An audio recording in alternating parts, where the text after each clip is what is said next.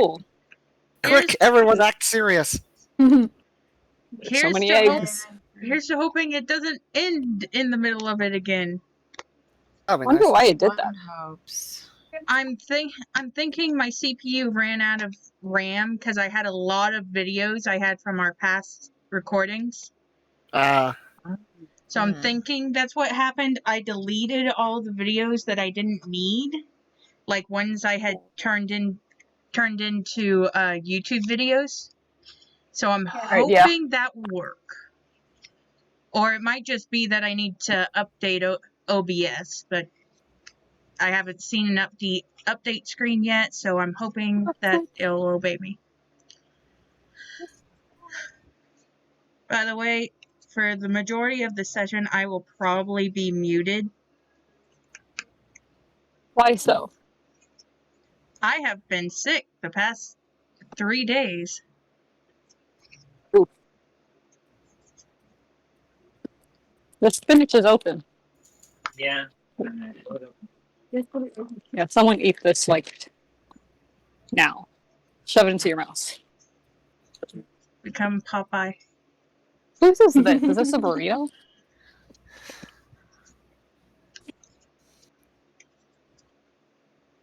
So much milk. Butter. Move this one back.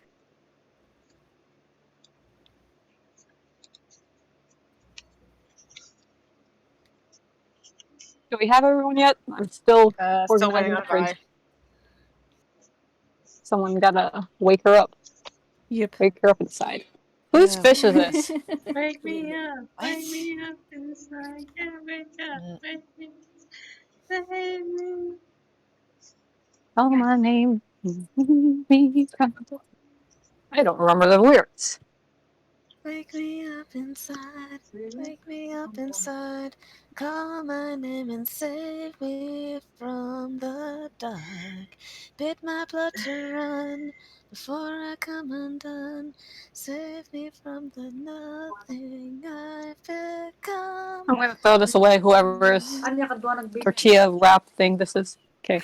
Although it's Honestly, I wrapped have in a... never heard any. I have never heard the words to that song other than "Wake Me Up Inside." Oh. Oh, I need to put it in spam then. Every time I actually start thinking about that song, all I can think about is Goofy. Oh no. Yeah, the Wake me Goofy up, cover. wake Oh me my up God. inside. Yep. Ah, there it is. On the other side of this glass.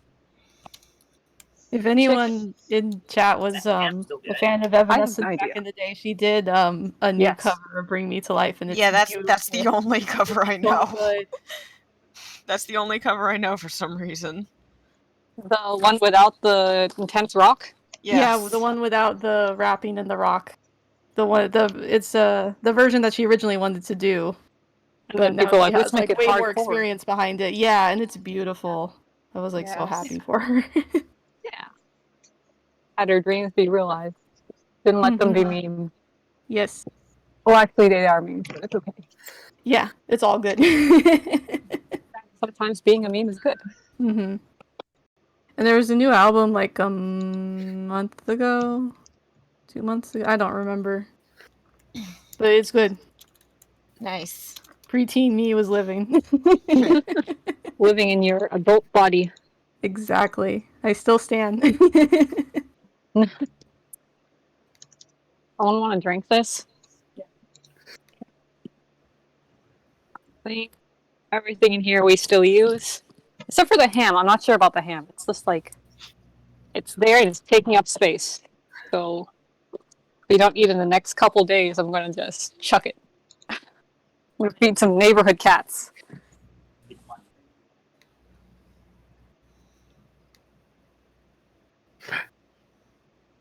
I hate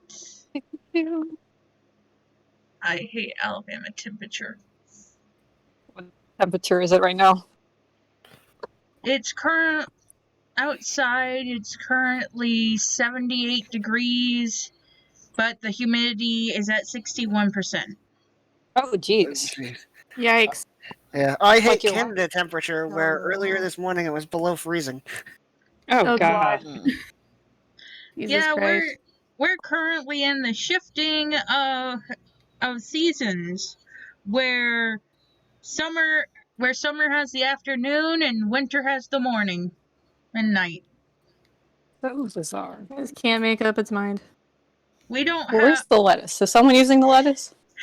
So have cool. spring. We have the battle between winter and summer. Save me. For most of this, it's like meats and some Ow. wonton noodles. I would love to eat the wonton noodles, but the problem is like you need several pots and several boiling things. You want to take out the starch. Hey, have y'all seen the nightmare discourse on the band Tramp Stamp? I don't no. know what that is, and I Yeah, me don't. neither. I haven't heard We of all it. just went, Yeah. We're all like, no, I have no clue. The sauce is still good. Do you want me It to sure is a explain? name, though. Do you want me to Cool. explain it after the session or now? We're We're waiting waiting now. for someone, right? Yeah, Oh, we're no, wait, waiting she's for Ren. here. Oh, no, Ren's here. She just hopped. Okay. Okay, cool. Later then. Will do. Ooh, what is this? Oh my god. Oh, right. Uh, We have So, chili sauce. does Last anyone? we left off.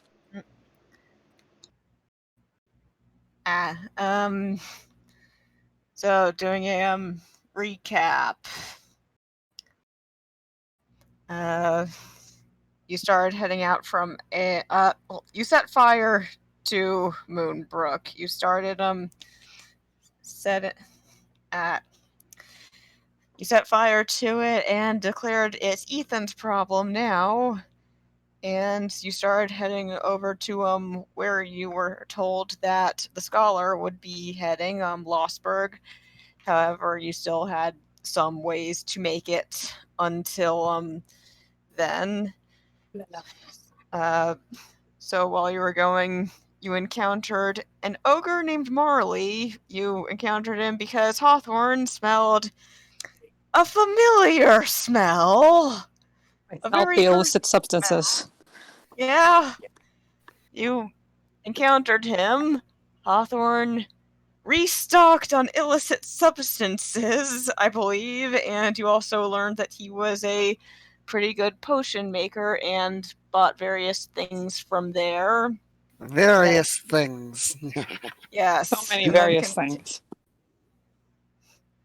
And then continued on your merry way until you encountered the town of Sonorol, which was a bit larger than other towns, and in the early throes of the infection.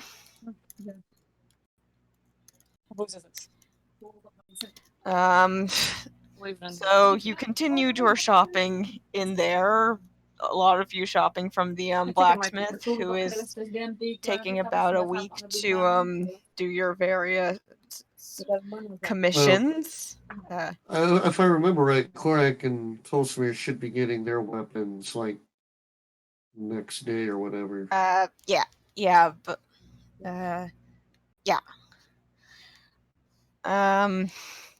You also ran into your old friend Morokias again, who insisted on a. Oh right, there was also a pet adopting spree. Yes, that too. Yes, And then I you have a ran cat. Yeah. Then you ran into your old friend Morokias, who invited you over for dinner and to stay at his place as a thank you. And while you were there, Hawthorne, you did the detect disease and poison. You found a bit of infection in one of the servers. Tolsimir dealt with that and asked him about where he'd been. You discovered the Sonorol Report, which was a local branch of the Iris Report, which was a organization run by the Dread faction known as the Oculus, with the avatar in this branch, Mara Rihanna, who told you that there was a way. She did have information about how to about the scholar's exact location and also how to stop the infection and cure it in this town if you did a favor for her, and now you are on your merry way to do this favor by entering into yet another Dread Factions territory and retrieving a lost item. We're doing Like- favors for the Oculus Rift. Oh, nice. Different Oculus. Did we take a long rest after the? I mean, you can. 'Cause it you was have dinner, You have right? a week to stay around here, Okay. so you could do some preparation before heading out. I imagine. Preparation. Okay. Did she give us a due date time thing of when she wants this done, or is it any kind of pressing matter? I'm gonna toss I this. mean, it is an infected town. Oh, wait, no. It You is have an infected town, and people are getting infected, even the ones that are being careful, so probably a little pressing. She does not have as much of a deadline, but you kind of do.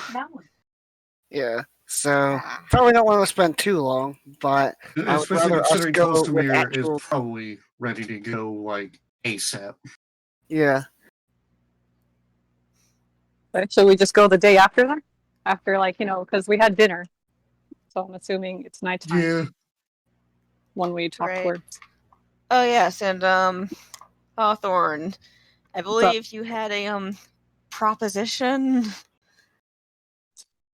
All right. Oh, well, If you wanna get okay. that The out thing of the like way. happened in Tulsmir's RP couldn't technically have happened because I mean, like the offer I was thinking of, because Tulsmir used Deca for the person, Right. so no. Could put that on hold though. I don't All know. right. All right. So long I want to rest. do and- backtracking. Yeah. So it sounds like you wanted to do the long rest and then set out. Bakery milk. Makes sense. After the long rest, are we able to go to the blacksmith and get some of our stuff? The things that are ready for you, but by the time of that morning, yes, you can get that. So that was just the two weapons. So I don't think the armor is ready yet, right? I don't believe the armor will be ready yet. No. Okay. The halberd Well, and the most important thing for Tulsimir is done, so he's happy for that. yeah, the important thing for Korak is the halberd. Right. Wonderful. Okay. What's So funny, what might be funny to me is that, he already paid for it, so the halberd just vanishes from the blacksmith shop and appears in his hand. good. Yes. Oh goodness. Shipment's just like, okay, it's done. Go fight. Just appears and there's a ding. Yes.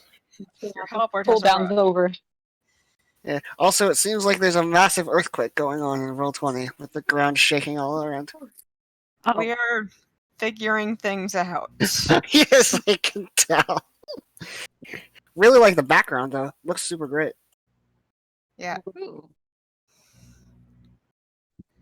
All right. Yeah. We are a little pressed for time, so we should probably Yes. get going. If So- no members of the party have anything pressing that they need to do before we go. Nope. What kind of spells? Are we expecting some combat? Do you think I should do some? I don't know. Yes, we're think I expecting some combat. Yeah, because we didn't do any last session out of character. Well, Yeah. like, even disregarding that, it's like, if this person is sending us into a location to get this object that she can't get herself, it's because she's at risk of dying, right? Probably. Dying Not will like, get oh, angry it would be forever. inconvenient for me. Let's Oh, hire these adventurers to do it. I'm- No. I mean, it could be a fate worse than death. Who knows? Nah. Keep your options open. All right. I haven't prepared my spells yet, but I'll get back to you guys then. Or I'll just, prepare them. Right. All right. So, setting out next morning. Yep. Okay. So, cutting to the next morning, you go through your daily routines, I'm assuming. You gather again, and you start heading out to where Mara told you around the area would be, which was the northern area of the city. And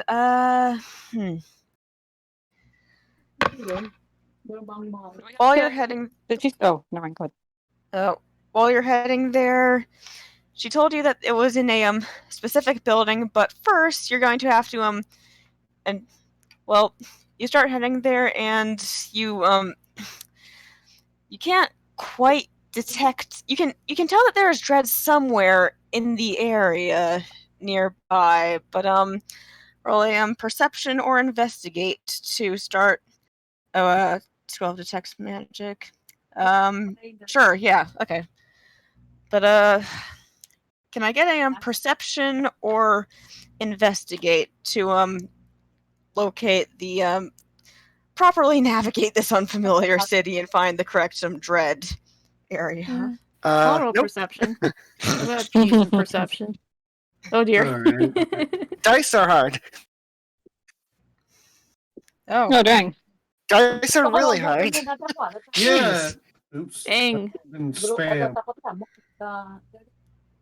okay. Want me to re-roll that? Oh, 21. Hey, hold on, sure.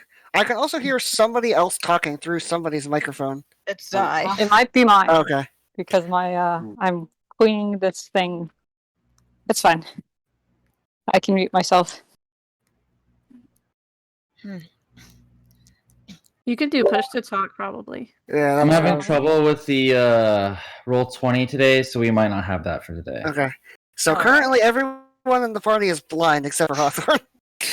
Well, Surprisingly fitting. Vi has a really big bonus, but also doesn't know how to dice. Oh, goodness.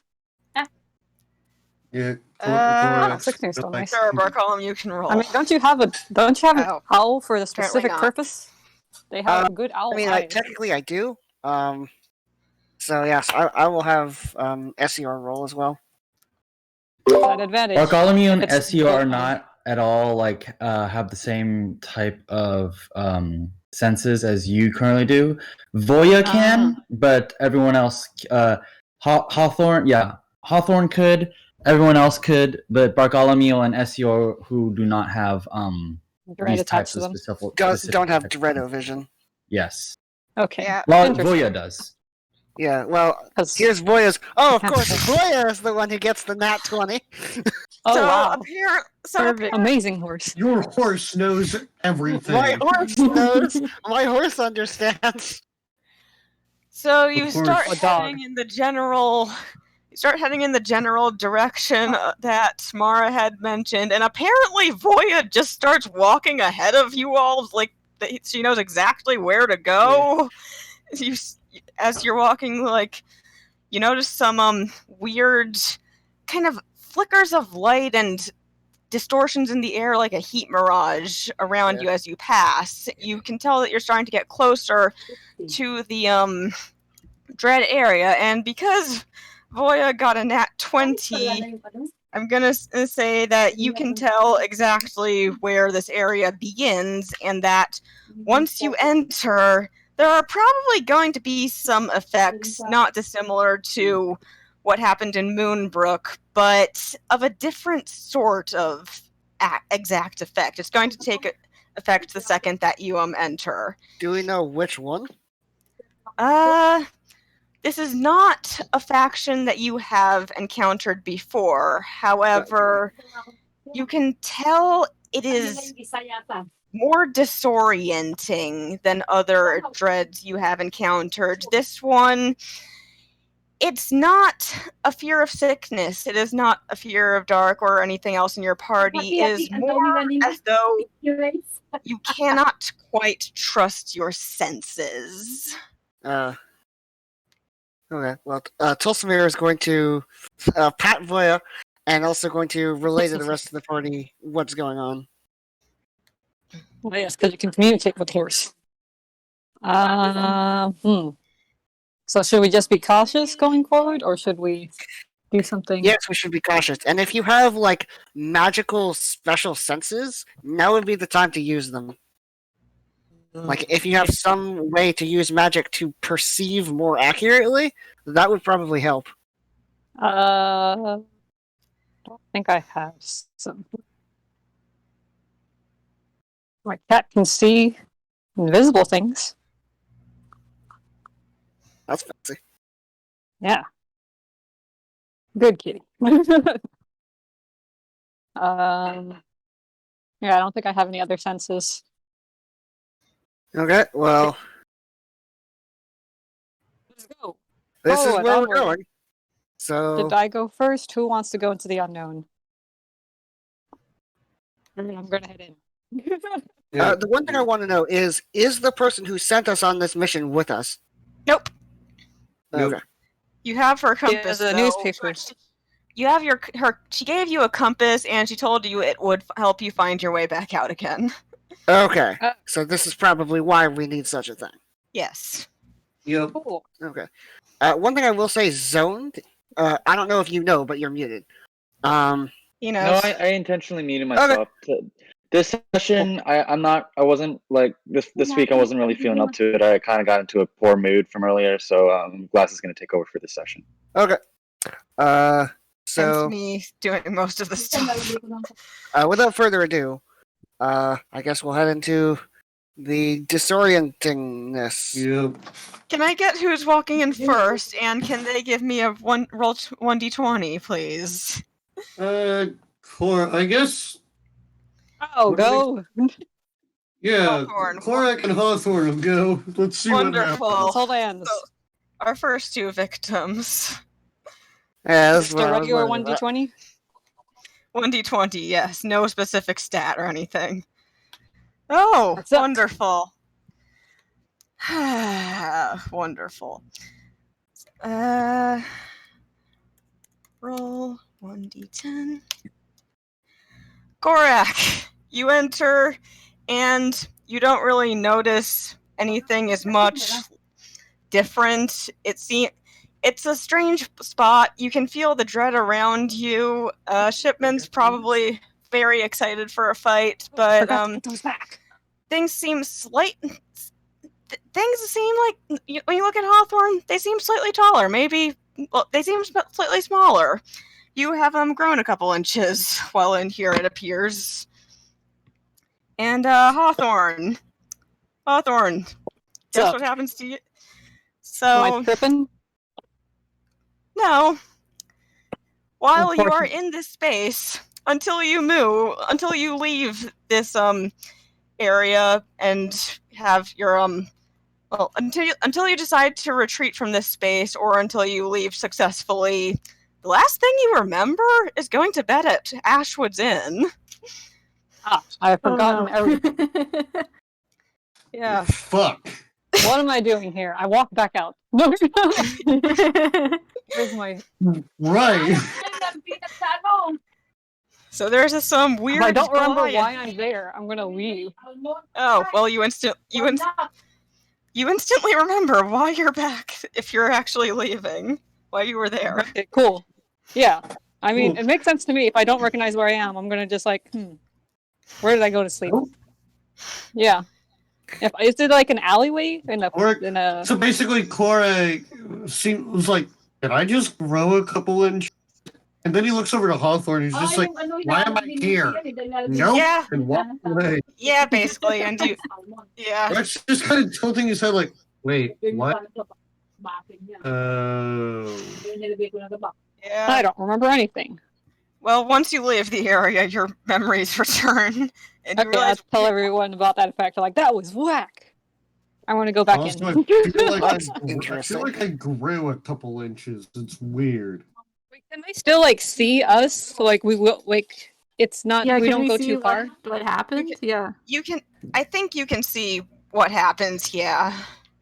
Wait, But did stuff Cork like- actually grow then, or did Uh, did he just like think I feel tall, Haw- so he believed he was tall? Hawthorne. While you were inside the space, it looked like Korak had grown a few inches, but when you stepped back outside, he looked his normal height. Okay, I relay that. Like, it looks like it's just temporary effects. Okay, cool. Well, that's Alright. odd. Looks like we'll just have to tell each other things. Yeah. Okay. Well, I guess we will. D, Trish, you have something to say?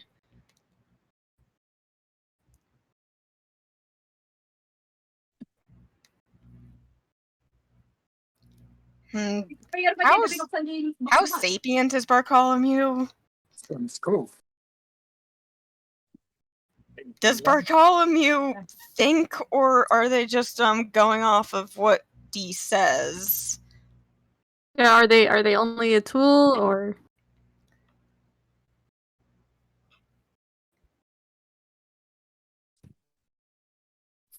It's to be a good doggy. Can they be like frightened or charmed or anything? No.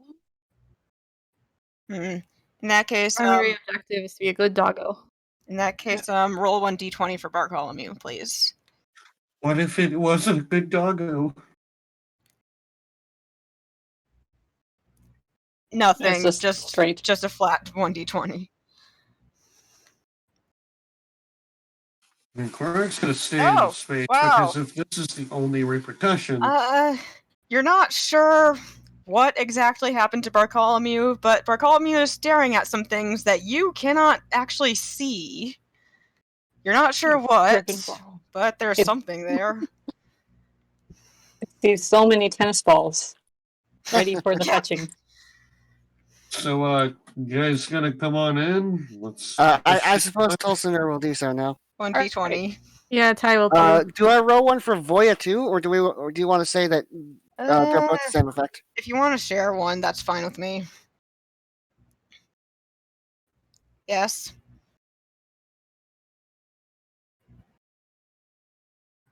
No.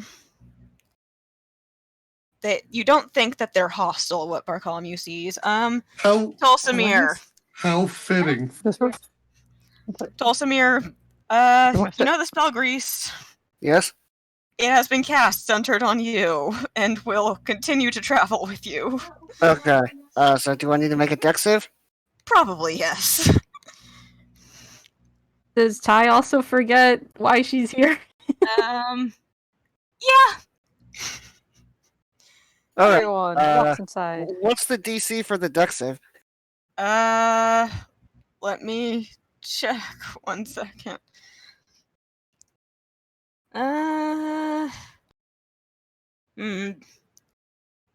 Let's just say 10. Well, I guess that succeeds. Barely. It's like you're ice skating. You're just barely keeping yourself up right now. Yeah. Notably, Tolsimir was riding on Voya, so Voya is ice skating as a horse. It's like when you're a bad ice skater. So Correc's just looking at Voya slip and slide on cobblestone, and he's just like, this place is weird. Hawthorne, you tried to say something like, "Oh yeah, I still got my memory now," and you don't say anything. Pink bubbles come out of your mouth. You can't speak during this.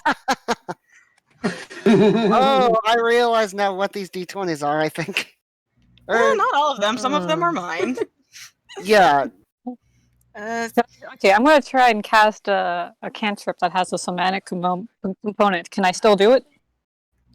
I don't think so. Okay, I have to go out. Wait, somatic. I just salute everyone. Voice. What's somatic voice? Verbal is voice. Somatic is like hand gestures. Oh, yeah. Oh, in that case, somatic should be fine. Okay, I meant like verbal. Sorry. So if I say verbal, I don't think if I won't be able to cast spells without verbal components, I'm going to walk out and come back in. Oh, wonderful. Then roll again, I suppose. B, you feel that you feel like your limbs are suddenly the wrong size. You're going to have disadvantage to dexterity while in here. Right, what's hitting now? Wait, let me check the 11. Wait, who's feeling like their limbs are the wrong size? D. Hawthorne, you grow 5 inches. Oh, sweet. All right, that's fine. Who's left? All right. Ty, you only remember, the last thing you remember is going to sleep at the Ashwood Inn. And Vi, something really interesting happens with you, actually. You can see other people. It's kind of strange. They look like various races and like normal people pretty much, but it's not that they appear faded. It's more like this surrounding environment has bled over and overlaid them, almost. You can see people, and a few of them seem to see you. Another thing I'm curious about, does this count as a dread-infested area for the purposes of Ty's regen? The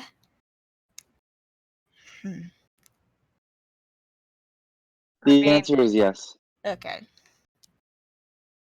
Thank you.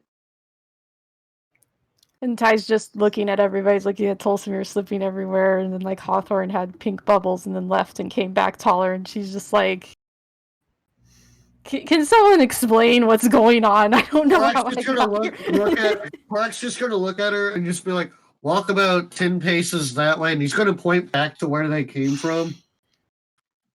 And everything will make sense. Yeah, it's like it Okay. seems like this area warps perception. So tread carefully. And then she's gonna do that. She's gonna go out and walk in again. You'll grow taller or smaller. She gets smaller, I will crack up. I hope she gets Korak sized. Smaller. 1 second. My nails actually took. Vi, the people do not wave back at you. They're kind of walking around. Some of them look more panicked than others. Some are more like almost in a daze. Others are like frantically running around like they're desperately looking for something. One person runs up to you and they're like, have you seen the way out? Wait, how did you get in here? Where is this? What is happening? All excellent questions that I would also like to know the answer to. Well, this person doesn't got tell those this answers. person to walk back that way, and then she'll observe what will happen. They walk that way, and then it's almost like for these people, there is no way out. It doesn't feel like this should make sense. Like, non-Euclidean geometries, it's like things bending at angles at which they should not. This person tries to run out, and they just run back in, but they never at any point turned around. And they just look at you confusing, like, what is this some kind of prank? Yes, push them through. Okay, I'm going to lead them out. Again, the same thing happens. You step out, and then you look back, and they're not behind you. What if I'm holding their hand? It's still If your you're holding hand their hand- slips, your hand, like, as you try to pull them out, your hand would slip, and as if you were not holding anything at all. And you know for a fact you were holding their hand when you tried to pull them through, but when you got past it, you came out just perfectly fine. They did not. Well, as unfortunate as it is, I think we need to head deeper into the strangeness. Okay, you can do that, but Vakila Yes, wants to I know. ask more questions. What is it? Why did they come here? Or what do they remember? How long have they been here? The person that you have interacted with is like, I don't know how long it has been. Has a day, or I don't know if time has even been passing. Welcome back, I Larry. was just heading home. I was going to pick up my son. Huh? I don't know where he is. You want to do that one? Well, you can Oh, okay, calm that's down. We're here to try and, I suppose, dispel whatever is affecting this area here. Are you able to see any of these other people here? There are sometimes people and sometimes not. They don't know how to leave or where this is either. Do you know? Well, we might have an idea.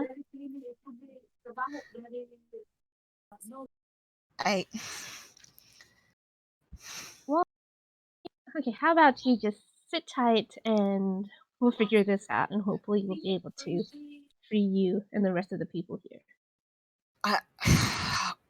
All right. All right. They looked very disappointed. If there's any other information you have that could help us.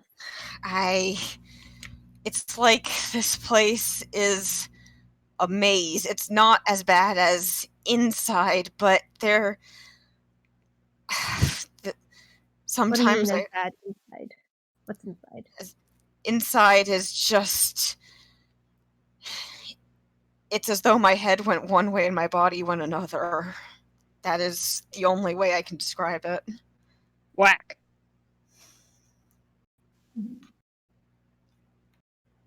Okay. Any dangers here? Do you know of? Hawthorne, you can't speak to them. Oh, I thought I went out because I needed to do verbal stuff, and you told me I had grew. Oh wait, I can't see them. Only people who got like a 20 to 19 can see the other people stuck inside here. The ones not in your party. Oh, okay, never mind then. Remind me who has the compass? Who wants the compass? Who wants to take it? Probably, going once, going twice. Probably, I'll grab it. Okay. No, who did you say? I was going to say maybe Vi, since... But, whatever works, honestly. But why did I move? Well, so I had to go grab food. Well, Tulsaman wants to look at the compass. The compass is pointing behind you. Okay. And, Korak, what you missed, Vi can see some of the lost souls trapped in here and tried getting information out of them to a little avail. Is there a person I see that is less, like, hectic, a bit more calm? You see a few people... What? You see a few people kind of walking around like they're in a trance. Anyone, like, more recent that looks more aware of the surroundings, or are they all hopeless? The ones who are in like a trance are the ones kind of hopeless, but the ones who would probably have more hope are the more hectic ones. But they're all affected by this place to varying degrees because it is a very strange place. Well, the person she was talking to seems to be all right. Bakima will ask what their name is and maybe if they can accompany us for more information since they know this place better.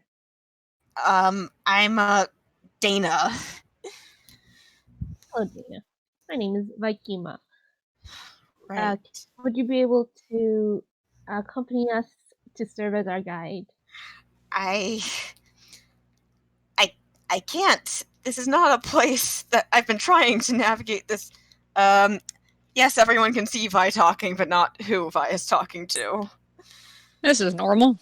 Yeah, that's fair. To be fair, it's something we've dealt with already. Yeah. But Dana says, I've been trying to navigate this place. I can try to show you. It gets worse the further in you get, so I don't know how far I can bring you in. Some people who go in too deep can't find their way back even to this area. Okay. Well, if you feel like it's too dangerous for you, you can just stay here.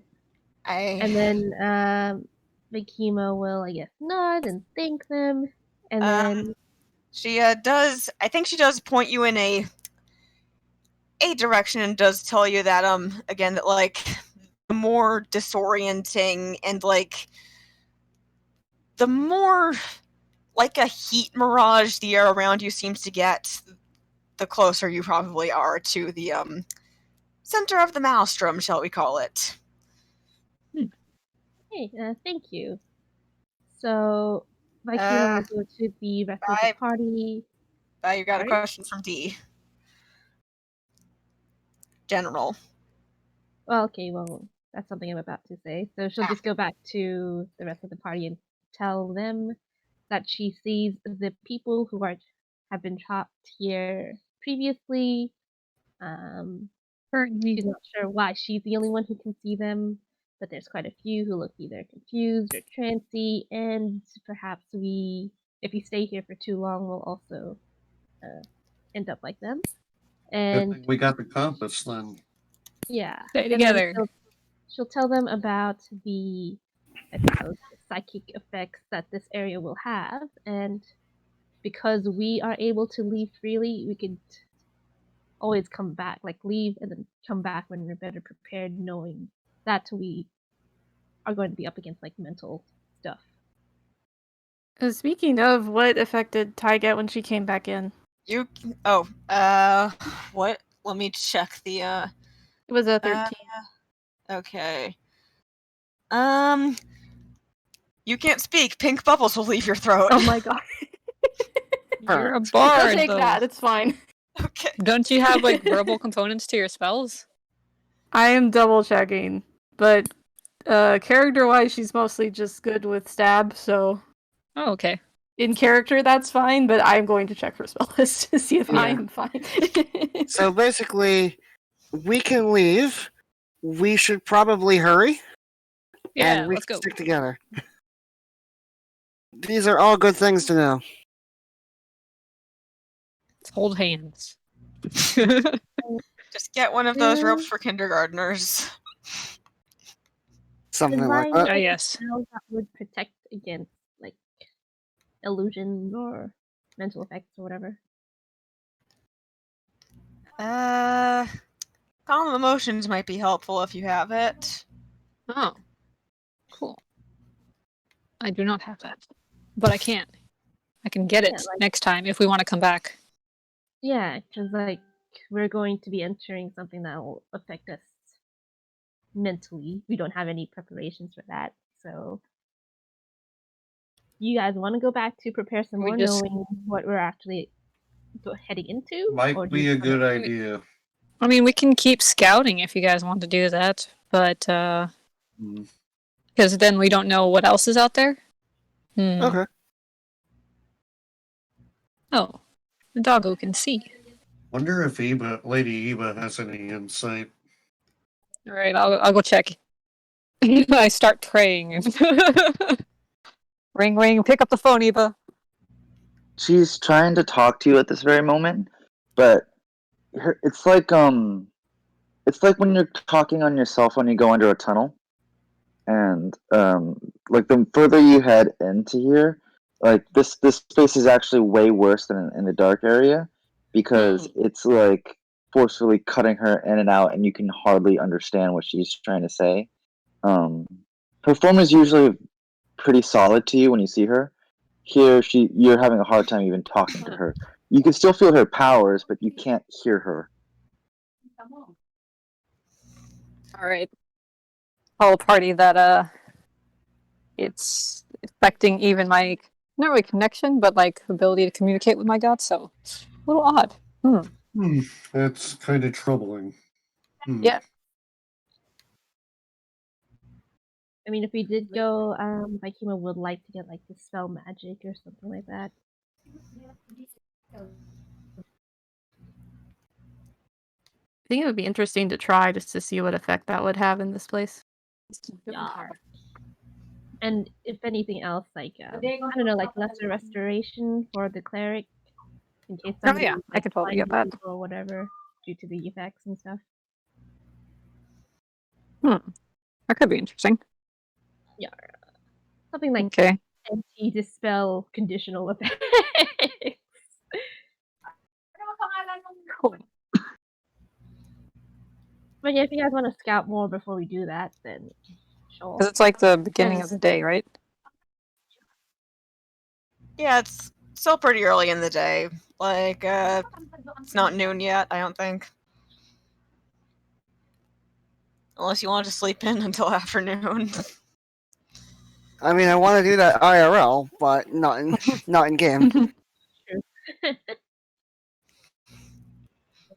Who knows? Maybe Hawthorne wanted to. Probably. Okay, If we slept at a nice inn, Hawthorne is used to just indulging into whatever material pleasures is around him since he returned to society. So, anyway, shall we go? more inner or outer? To scout some more. Probably outer, Where so we can does get things anyone set know up. where that border is between, I guess, the outside of this area and the more dangerous inner part of this area? I mean, I feel like it would be the opposite direction of where the compass is pointing, right? Yeah, but like if there's a threshold of like no return. If there is one, you haven't reached it yet. Well, did Dana point to it? That's what. She tried, but also it's like something's really messing with her sense of direction in here. It's like, to you, it's like it's almost moving around. Well, since kind of I guess Vikima will tell the party that I guess the spatial dimensions in this area is also a bit weird. Either that or your perceptions of them. Yeah. So this place is heavily illusioned. And Vi honestly would be like, if you want to continue on, I would not recommend it without being properly prepared. So. Alright, Yeah, so... it seems like this thing's more than an illusion. It's just straight up fucking with our minds. I don't like it. So do we want to take a day to plan and prepare and then come back with different spells now that we know what we're dealing with? Might be a good idea. Okay, I guess we get a day of downtime then. Right then. A spell called Clairvoyance. Well, if we're gonna go back. Oh wait, no, I can't have it. Vikima will want to get the Dispel Magic, and she'll talk to Morokias about that area, and then ask him if he has any spells or items of protection that could help with dealing with those random mental effects.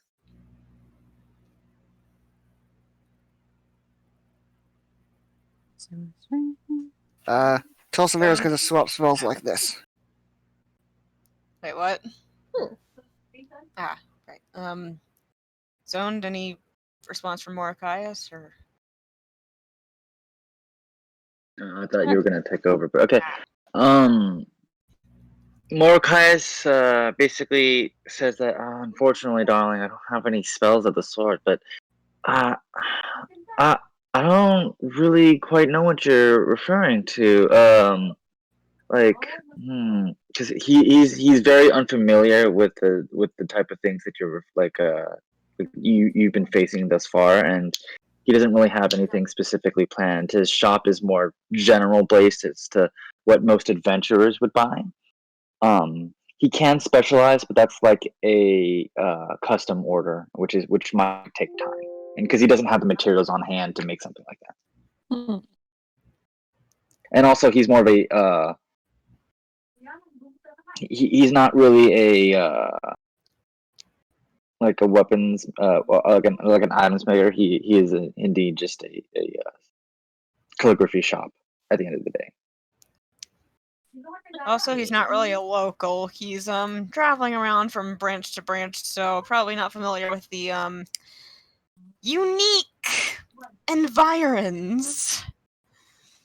Environment. Of this locale. Okay, then for now, I guess you'll get the Dispel Magic. Alright. I have something called Remove Curse. Possibly get. Okay, should I get Lesser Restoration as well, or should I? Let's see. I could get the Spell Magic, Lesser Restoration. Calm Emotions is only up for a minute. It's concentration, but it can have everyone within a 20-foot radius be calm. That might be good. That's Like, probably what if worth it's not taking. out? Yeah. Okay, I'll take Calm Emotions then. At least to use if everyone just goes absolutely batshit insane. Yeah, another spell I think might be interesting is Locate Object, which might be able to point us to where we need to go, even through all the illusion stuff. Okay. Who can learn Where is that? Yeah. I could have Korak take it since his spell slots are mostly used for smiting stuff. So I have access to most of these spells. I mean, I think I'm okay on the combat spell parts because of my domain spells. So change those around. I don't see anything that I would really be getting for Korak. How many spell slots do you have as a paladin? I believe Korak has more, but I have 4 level 1 and 2 level 2. No, I do not have more. I have the same amount. Okay, you will get more next level. Yeah. You guys have the level 2s. I can get. Do you think Remove Curse is good? I don't know. Remove Curse might be useful. The 3rd level spell. Let's say 100 gold for Dispel Magic. How much for learning it? You have to learn it too, so that would be. Yeah, that would be like 150. You want some gold? I've got some gold so far still.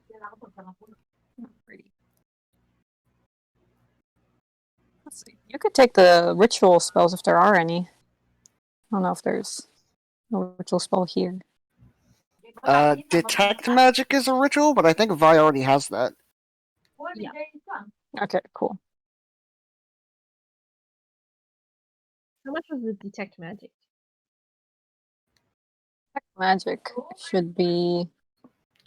It's a 1st level spell, so it's probably relatively cheap. Yeah. I didn't know how much I need to deduct from my gold for the scroll that you learned it from. So what is Korak taking?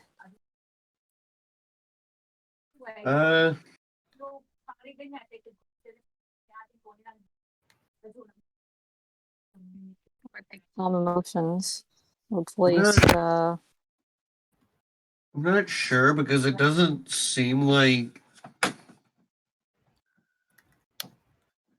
Since we don't really add anything to the roll, it's not a check or save, so Bless wouldn't really work. I'm gonna keep that just in case, because I imagine we might have to start making saves if we get deeper in.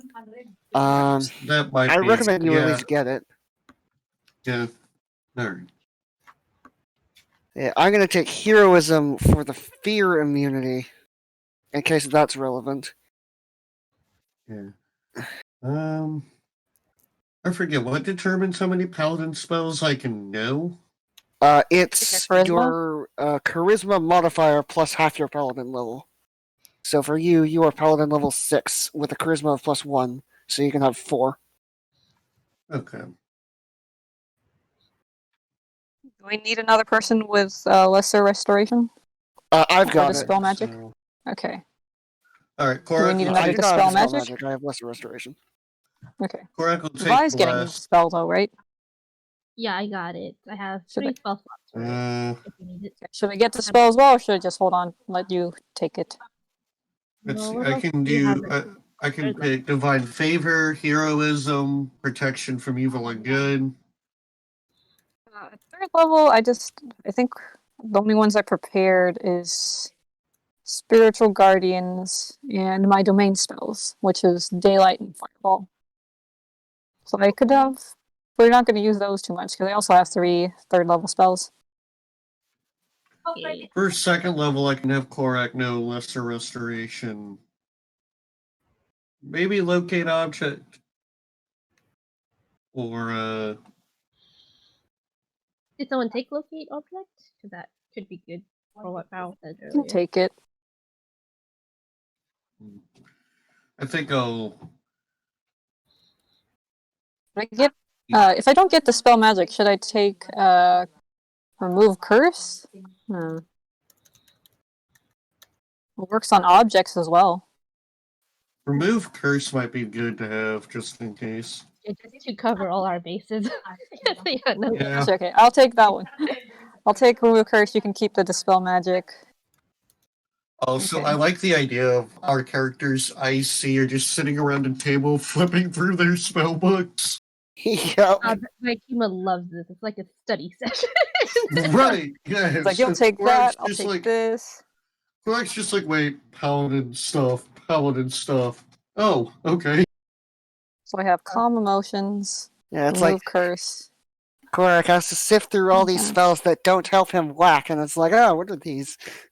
How do you do this again? Like Korak's like, don't use half of these. So and remove curse is what. I think Korak will take Emotions protection from evil and good because Probably sensible. that might help. How many people can you put that on, or just one person? One. But better to have one than none. Right. It's a trick. I guess if we're going into a dangerous place, you can cast that on someone. Yeah.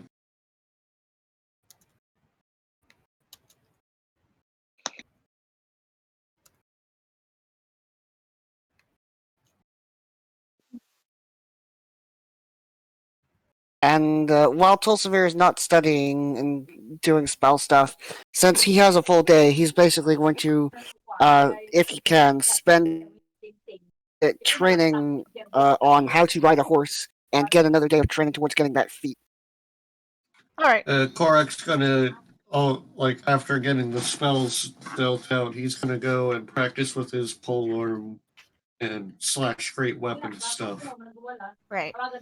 How long does it take to train in a feat or ability score?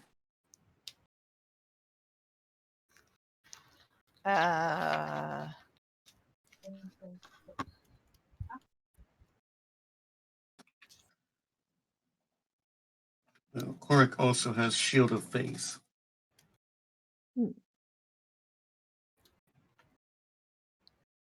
Okay. Is there anything that anybody else needs to get done before we head back to the realm of madness? Zai, it's roughly the same as you would any skill. It just about roughly 10 weeks minus your Intel. your intelligence modifier. Okay, I'll train something. I'm not sure what, but I'll get back to you on that. Sorry, I'm not super chatty today. I'm not. No worries. Sometimes you get off days. Mm-hmm. Well, I mean, I don't know. I was just kind of my hold mood on for a hasn't second. improved. Let's see. So far we've had. Okay, I'm back. Okay, cool. So far we've had 2-ish days in town. Yep, about. Okay. Cool. I'll get back to you on what Hawthorne would be doing for that, because I'm not quite sure yet.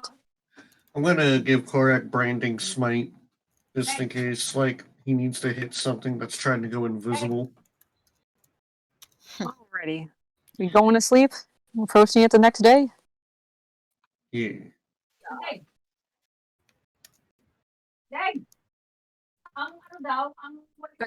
Do you want us to re-roll for the effects, or do you want to just keep it so that we have the same one so we don't have to filter through it again? Yeah, it'd probably be easier to just keep them. Okay, cool. Okay. So we head back to the place of strangeness.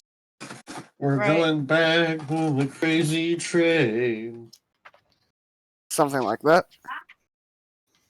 Alright, Vi, which way do we go? Where did they point again? Point. Is the maelstrom an actual thing she can see, or? I imagine If it's something that you see, you can see, you can't see it quite yet. Well, Vakima would just tell the party, like, I guess this rough direction. We'll see how we go. And I guess Alrighty. she'll also be observing the people, like the ghost people around her, to see if there's any, I don't know, for signs of, I guess, extreme danger, I guess. So, like, if they are freaking out in any way or more than usual, then she's just going to take that as a sign that they are approaching dangerous places. There are some areas that you can see them trying to avoid. You can see that, like, there's one particularly pleasant area that kind of looks like a road with, like, a park to one side of it. I guess Vakima will just keep a running narration of what she sees, just to keep the party informed, because she gets that they can't see these people for some reason. Right. So I believe what we need to do is just follow the compass exactly, not. So, like, the opposite direction of the compass? It seems to be pointing away from that road. Yeah. Alright then. Oh, here goes nothing. Right, as you're walking out of the Like, you corner guys can hear my mom. I'm sorry. occasionally.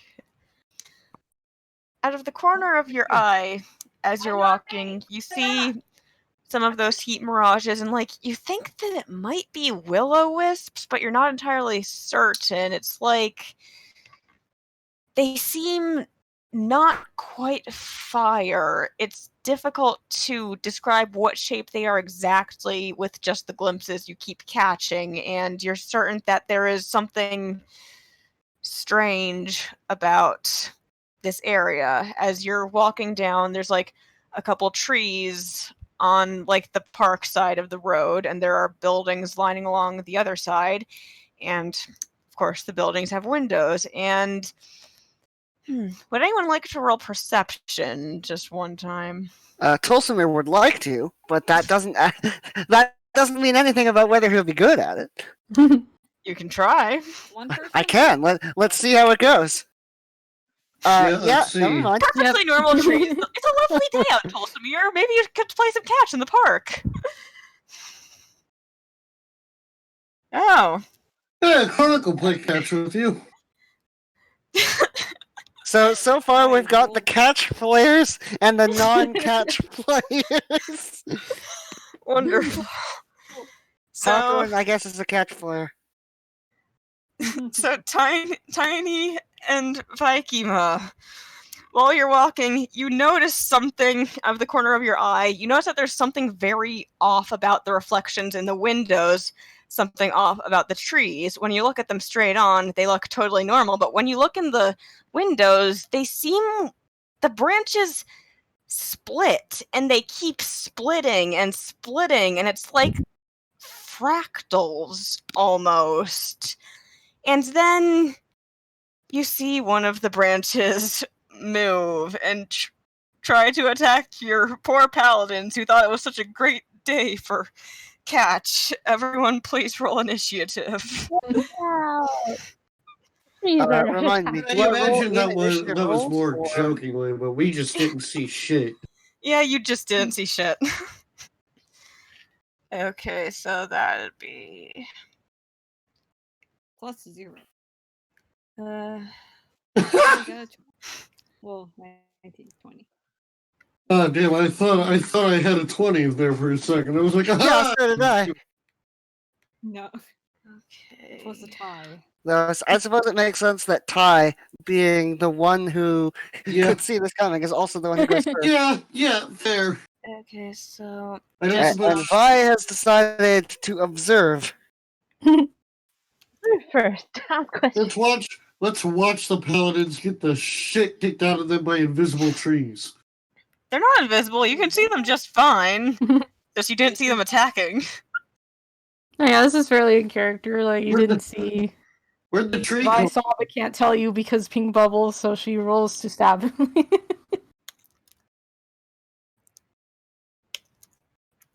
Korak, you got an 11, right? I did. Right, okay. And I got a 12.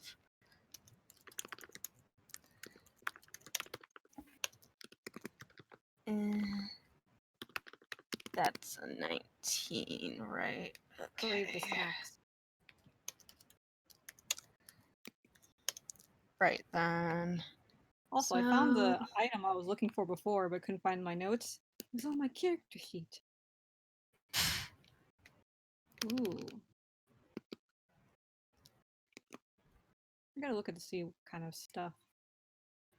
So, Tiny, you're going first. You have 2 trees and 5 shrubs. 5 shrubs. Yeah, We We should want take a one to the shrub. knights who say me. wonderful. Yes, exactly. Pretty effective. Gun, I guess that's what me and Korak are. We're the knights who say knee. wonderful. Good. Power word, me. Perhaps you do better. Perhaps you do better as the Black Knight. At any rate, Ty, it is your move. Alright, I'm gonna have her use the only spell she can still use because it doesn't have a verbal component. She's gonna use Bro. True Strike on well, what's closest to her at the moment? Since we're having to do Theater of the Mind. I'm gonna say that one of the shrubs is probably closest. Let's Okay, say then that she's shrub number 1 is closest. gonna use True Strike on the shrub. Wonderful. So I'll just read that real quick. Your magic grants you brief insight into the target's defenses. On your next turn, you gain advantage on your first attack roll against the target, provided the spell isn't ended. So it's concentration. I'll have to roll that for next turn. I mean, you should probably just hit the shrub, but okay. Yeah, like I'm gonna hit it anyway. Can you not hit it now? Well that took my action. Yeah, why don't you, I don't instead of think I doing that, just hit it now? You have 2 attacks over instead of 1. Yeah, True Strike doesn't really. Eh, This is why I didn't take. I just one advantage. that's fair. Yeah, that's fair. Yeah. Uh, Yeah, just that and move closer, and that's it. That's my turn for now. all right. So D, you're up. Wait, you didn't actually do any damage to the shrub? Nope. All right, D, you're up.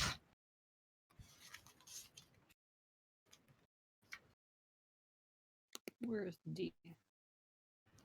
D. D is typing in general.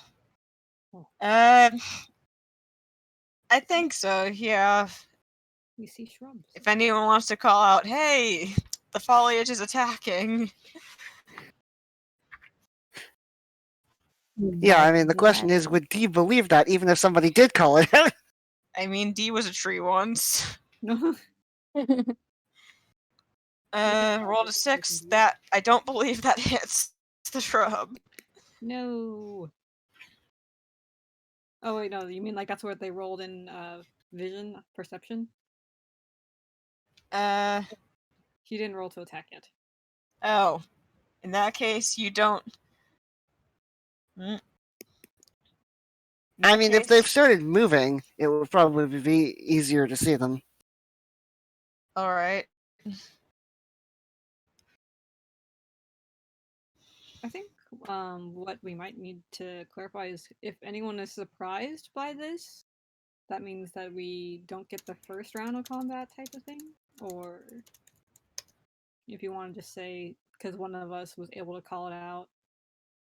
I mean, if I would have said, "Watch out for that tree."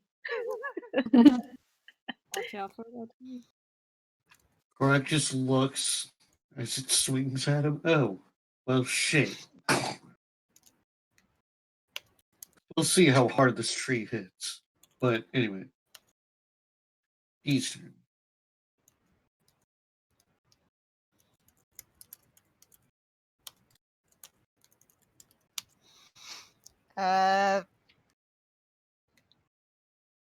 Firebolt at the did you roll for it?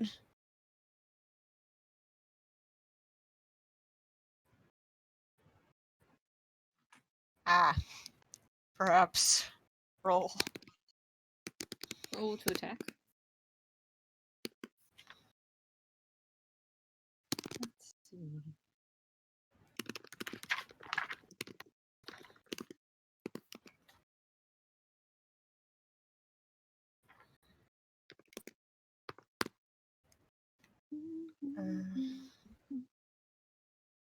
Ah.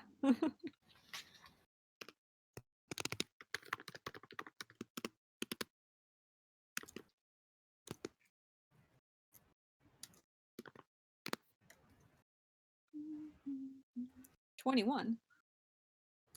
Nice. Yeah, that hits the shrub. So, damage.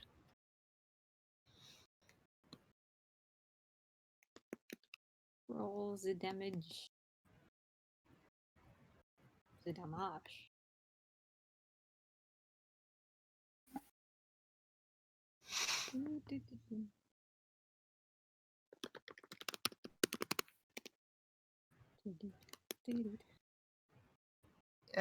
Yeah, damage roll.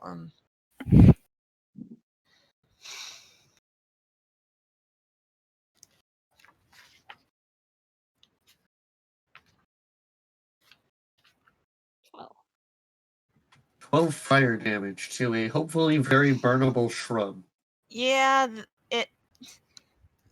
the first shrub has gone down, first of 5. Time for some weed whacking. Yeah, indeed.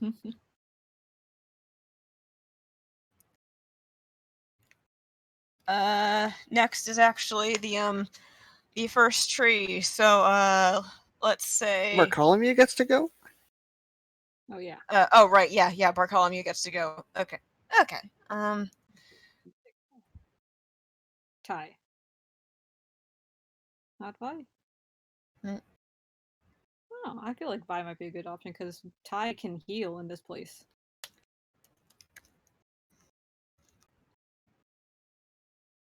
Okay, so I think that the first tree is going to attempt to attack Korak. So +6. Unnatural Nope. 20. Oh, well, damn. That's not a... Nope. Korak has an AC of 23 because of his tower shield and full plate. Well, Wow. Vi next. So just the branch just bashes against Korak's Yeah, shield. Yep, and now you know that the trees are up to something. Yeah. Okay, the tree I'm gonna use Sapping Sting on the tree that just attacked Korak, so it needs to make me a con save. Let's see how high a tree's constitution roll score is. Oh, actually decent.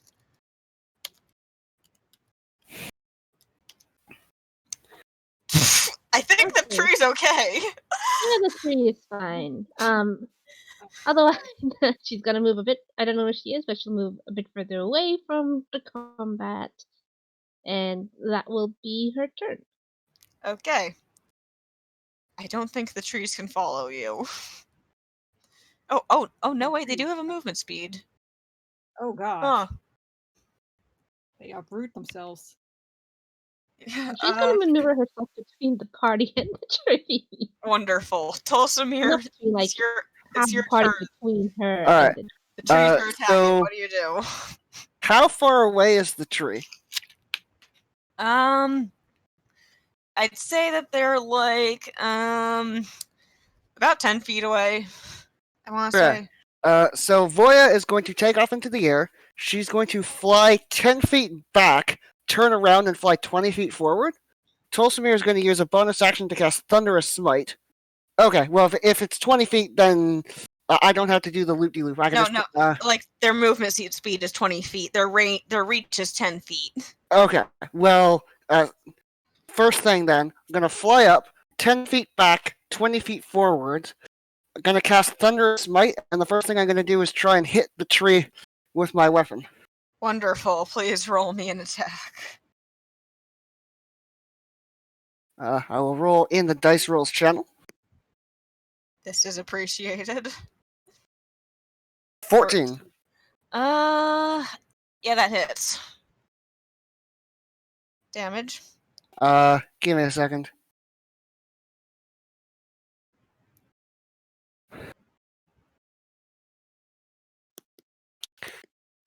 So that's 18 damage split between magical piercing and thunder, and the tree needs to make a strength save.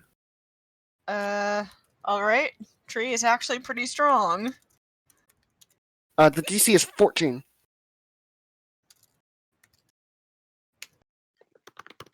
Alright, well, it saves. Now Voya's going to attack. She's going to hit the tree with her hooves. Alright, roll. Well, that's a 31. That's Yeah, a 20. You got a nat 20, so roll, I suppose. Very upgraded. Voya the Wonder Horse.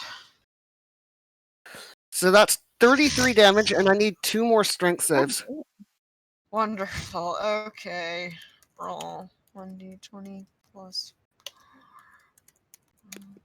Okay, That's a well, the first fail. one fails, so the tree falls prone, assuming it's not immune to prone. It doesn't say it's immune. Alright, well, Voya has Trampling Charge, so she's going to hit it again with another hooves attack. And because it's prone, she has advantage. 1 second. Can I check if this has killed it yet? Okay, and that's another nat 20, by the way. Your horse is amazing. Oh yeah, and Okay, it's not dead quite yet, so yes, that hits. Roll damage. Now for 20 might kill it. So that is 18 more damage. Yeah, it's dead. You have Okay. congratulations, Tulsamir. You've killed a tree. How do you feel? I have cut down a tree. You've I cut mean- down a tree. You've become Alright. the enemy of this particular tree. Congratulations, you fought nature. That Tulsamir has another attack, but he doesn't have any movement left. Actually, yes, he does. So Voya is now going to descend onto the ground, and it has a 60-foot run speed. So I'm going to run 30 foot towards the nearest shrubbery and try and hit that as well. Wonderful. Please roll me an attack. How did you get so many attacks? And that was a natural one. So never mind. You You took trip and fall, and you humiliate yourself in front of your friends. Good. I mean, yeah, figures. That's his turn. Those were some good hits anyway. Yeah. So who is next? Korak, you're next. All You've right. just seen Tulsamir trip and fall. After taking down a tree. Yep. All right. So, is the other tree like nearby, or? I want to say that the other tree is like about 20 feet away from the one that was just downed.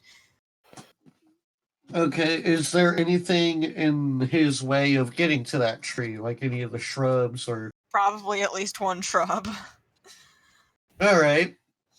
Korak's going to, use the free action to switch to his halberd. All right. And he's going to be like, all right, didn't think I'd ever take up gardening, but here we go. And he's going to go and attack the shrub. Wonderful. Please roll attack.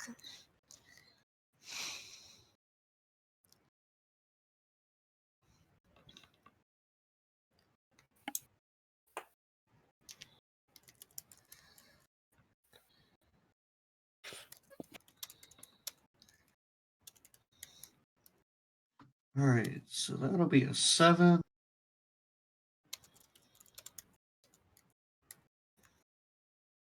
No. Oof.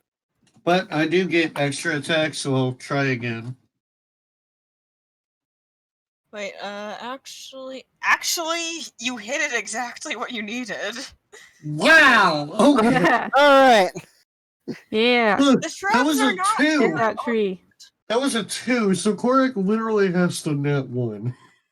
Yeah. Hmm. So Okay. roll damage.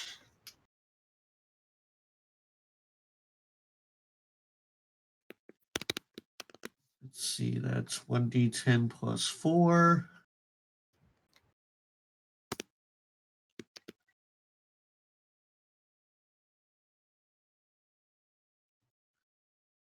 All right. Is the shrub dead? Not quite. Okay, then he's going to take another whack. Whack, whack, weed whacker. All right. So second verse, same as the first.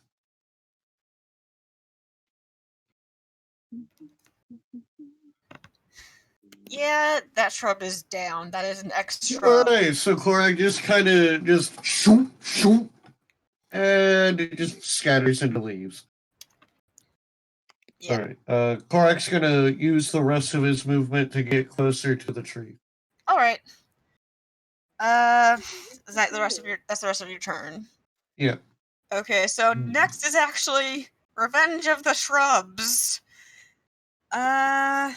Let's see. Who's close to the greenery right now? Probably Korak. He just advanced towards the other tree. Who just said they were? Besides Korak. I mean, Tulsamir ran up to something, and then failed to kill it. So Tulsamir, I believe, is next to a shrub as well. Okay. So I guess shrub number 3 is going to attack Tulsamir. Roll 1d20 plus. Okay, I don't think this is gonna hit. That is wrong. Minus. Wait, they have a minus 4 to hit? The shrub somehow hits itself, I guess. Yeah. One thing is, were you serious about the fact that I tripped and fell? Not really, because I just remembered you're on Void. Yeah. But do they actually have a minus 4 to hit, or is that a plus 4? They have a minus 4. Oh, all right. Voya tried to do the sad face superhero truth. landing. But unless they literally nat 20, they can't hit me because I have an armor class higher than 16. Oh wait, Yeah, I was rolling strength. I don't think they would have hit even if I rolled the correct thing. Not with a 2. No. Yeah. Voya tried to do the superhero landing, but found out real quick that it's bad for the knees. Yeah, also you have the grease thing going on. Oh yeah, that too. Do Okay, I have to roll for that, or? Did you land on the ground or try to? Yes, I did. Because I was trying to land. Roll I was trying to dexterity, land in order to get the extra movement. Because. Yeah. All right, so Here's a dex save for Voya. Okay. If you fail, you're going to be prone. I want to say. Should be you fine. Don't fail. You're fine. Okay, so next is another shrub, I believe, and this one's going to go for D, let's say. So that it should actually have been +1 because that's for the attack rather than strength. But their strength is ridiculously low. I think Yeah, because They they're are shrubs. shrubs.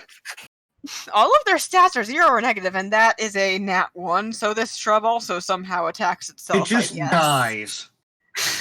Not quite. It's not quite. It turns itself into a cute little bunny shrubbery. I don't know. Who is next? Hawthorne. Oh, did one of the shrubs already die or something? It didn't die, but they two of the. I think one of them is dead at least. Korak killed Yeah, a shrub. shrubs Dulcimere 1 and killed a 2 tree. are tree 1, shrub 1, and shrub 2 are all dead. So that's 3 shrubs and 1 tree. Okay. Is there a way I can move so I have all of them within a 15-foot cone and not hitting any of my teammates? I don't think so because Korak and Tulsimir both tried running up to their respective nemeses in plant form. To be fair, I don't know if we really want to burn spells on these things. Probably not. Just, hit Yeah. the shrubs. Hit the shrubs. They don't have a lot of HP. They got like 10 HP. Is any of them Like I injured? said, not a lot. Anything injured? What'd you say? I'm asking if any of the creatures are injured. All of them are either at full health or 0. There's no middle ground. Alright, well, I'll just, I don't think they're trees. I don't think they're very wise. We know their dex is +1, so I'm gonna do told to get dead on them anyway. Wisdom save. Right. 1d20. This is the tree Have or the you shrub? never met Treebeard? It doesn't matter. Wait, roll. This is a wisdom save? Yep. That's a 4. I don't think it passed. So that takes whichever creature this is.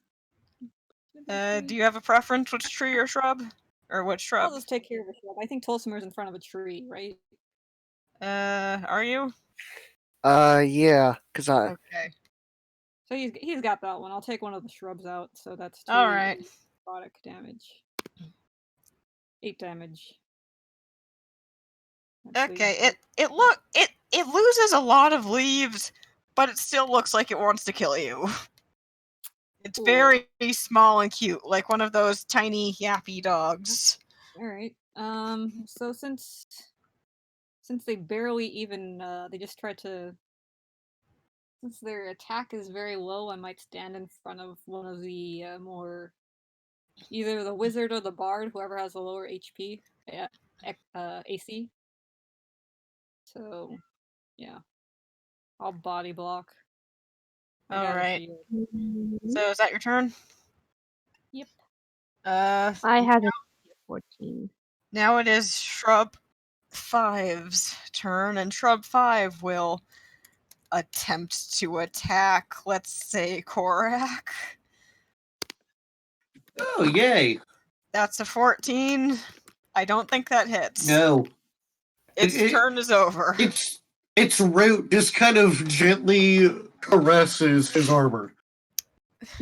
Yeah, I know. Great, it's new. You think that the shrub just tried to flirt with you? Yeah. Okay, so and now it's the tree. No thanks. I don't care for eggplants.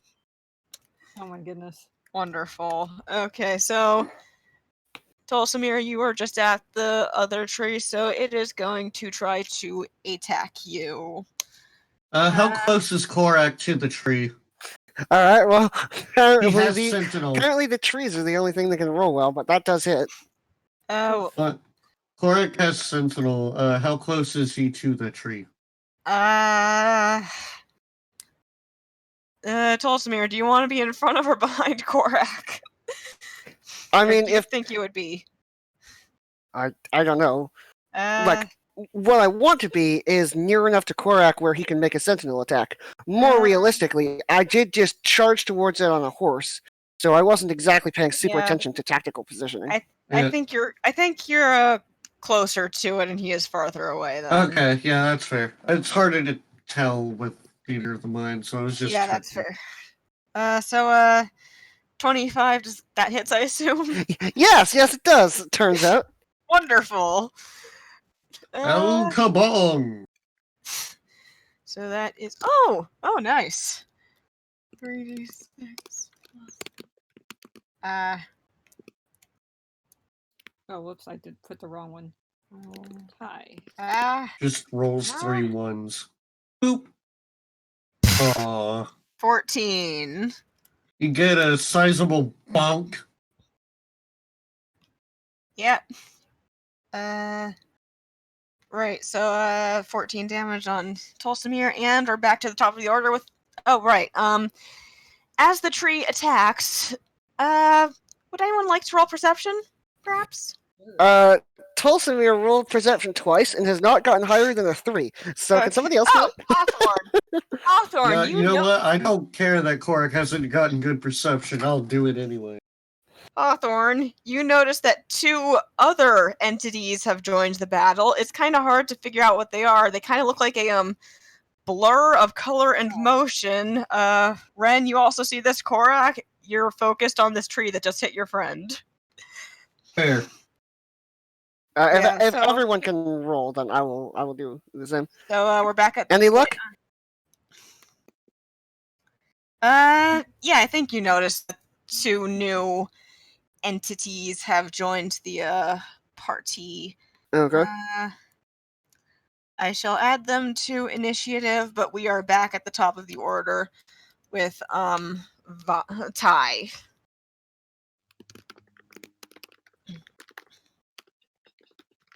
At some point, we should just make a party where everyone's name sounds the same. We have Vi, Ty, Bly.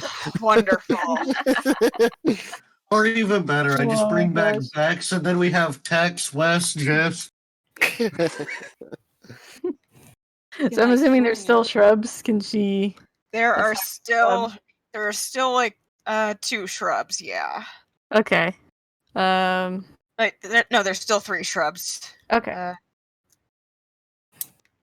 I'll save her Hexblade for a tree. Is going off of what I've seen with these shrubs. Or one of these new critters. Yeah, I think I'll hold on to that, but for now I'm gonna go after these shrubs. Okay. So I'm gonna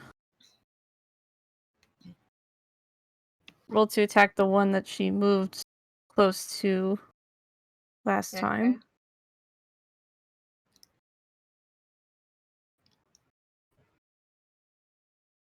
Coco, Tyron.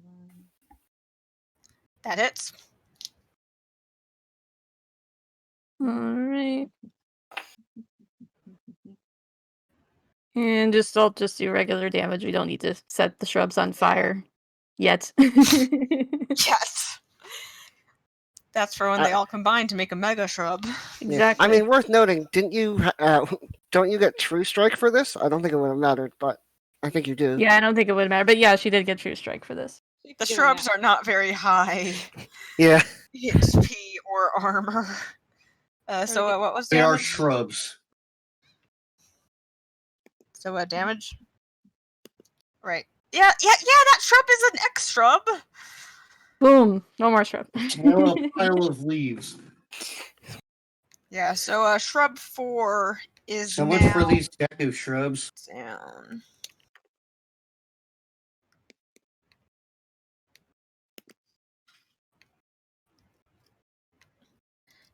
So is that your turn? She's gonna use her movement to go up to the next shrub, and that's it. Wonderful. D, it's your Do you turn. have 2 attacks? No, you don't. Not yet. Yeah, I that's think later. one more level. Yeah, I think one more level. D, your turn.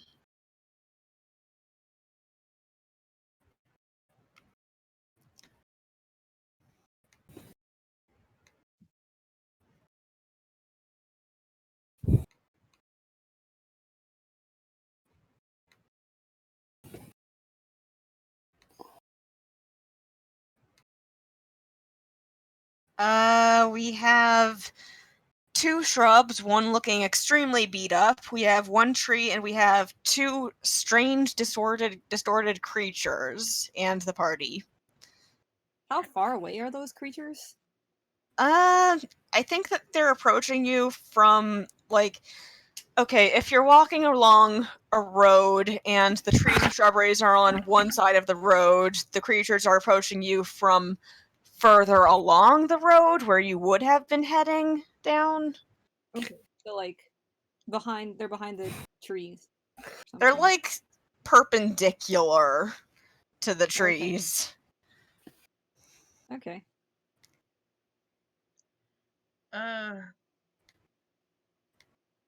D is going to use firebolt on whichever plant-based thing is closest to them. Let's say shrub 5. Okay, so roll.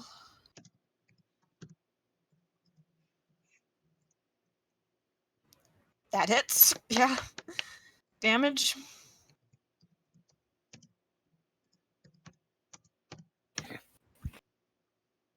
And shrub 5 is down. Thank you. Is that all?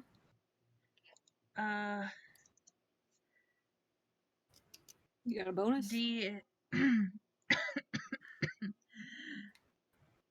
One moment.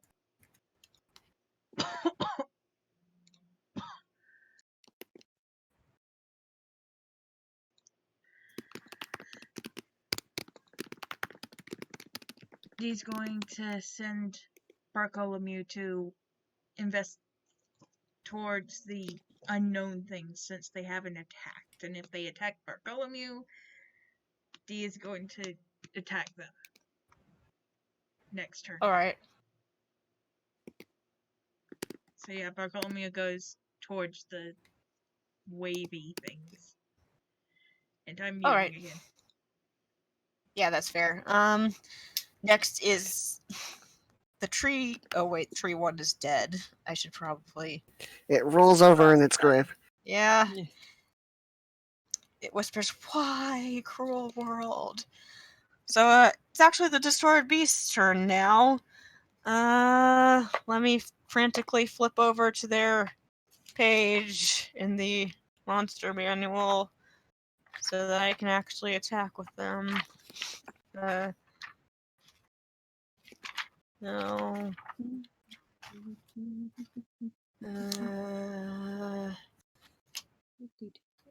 Almost. There we are. Okay.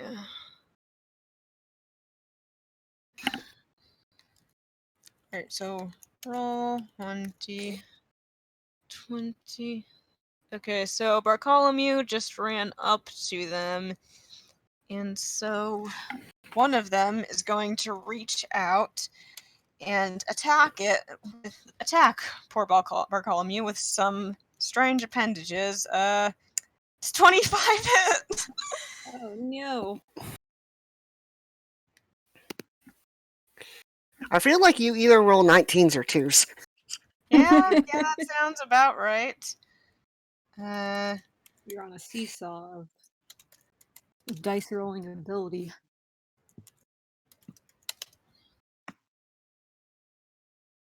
Yep.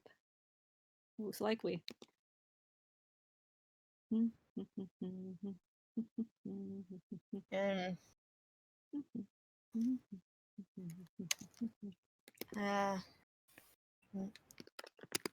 Alright, so I will now roll, what is damage? Okay. D6 plus.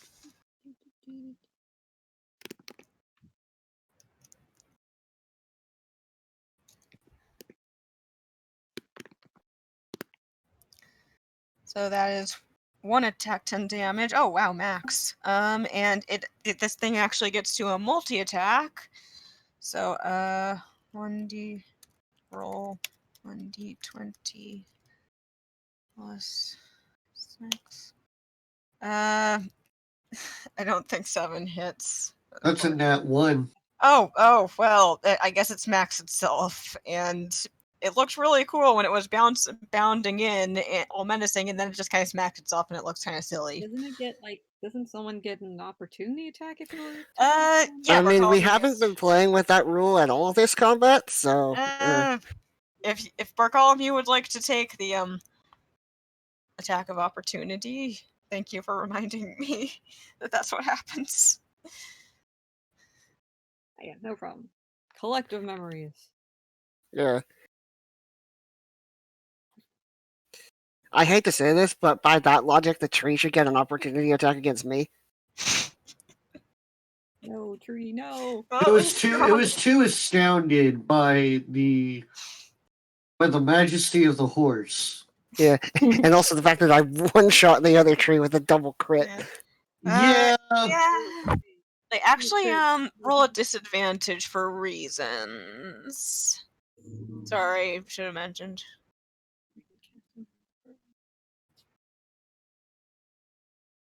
Yeah, both hit anyways. So, yeah, roll damage.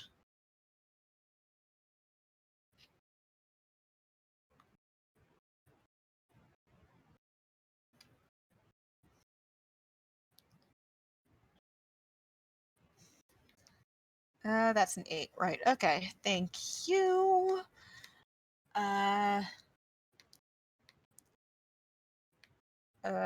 Calculator, because I am bad at math. Okay, now it is the second distorted beast, and there's Bartholomew. Vi, you mentioned that you were putting yourself between the party between you and the trees, right? I think the second one's gonna try and bound up and attack you. So going to go past the party to get to me? Yes. The opportunity attacks on that? Right. So roll again, please. D at disadvantage again.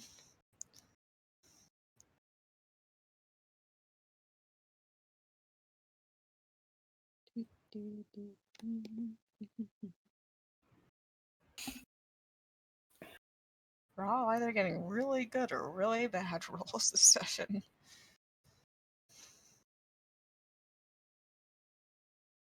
I'm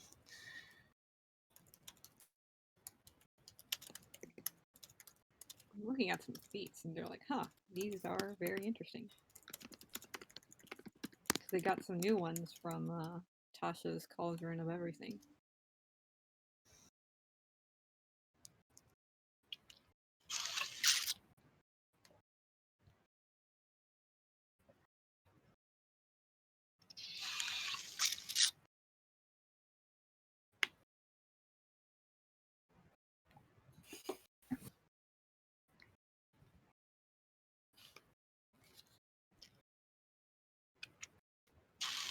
Hmm.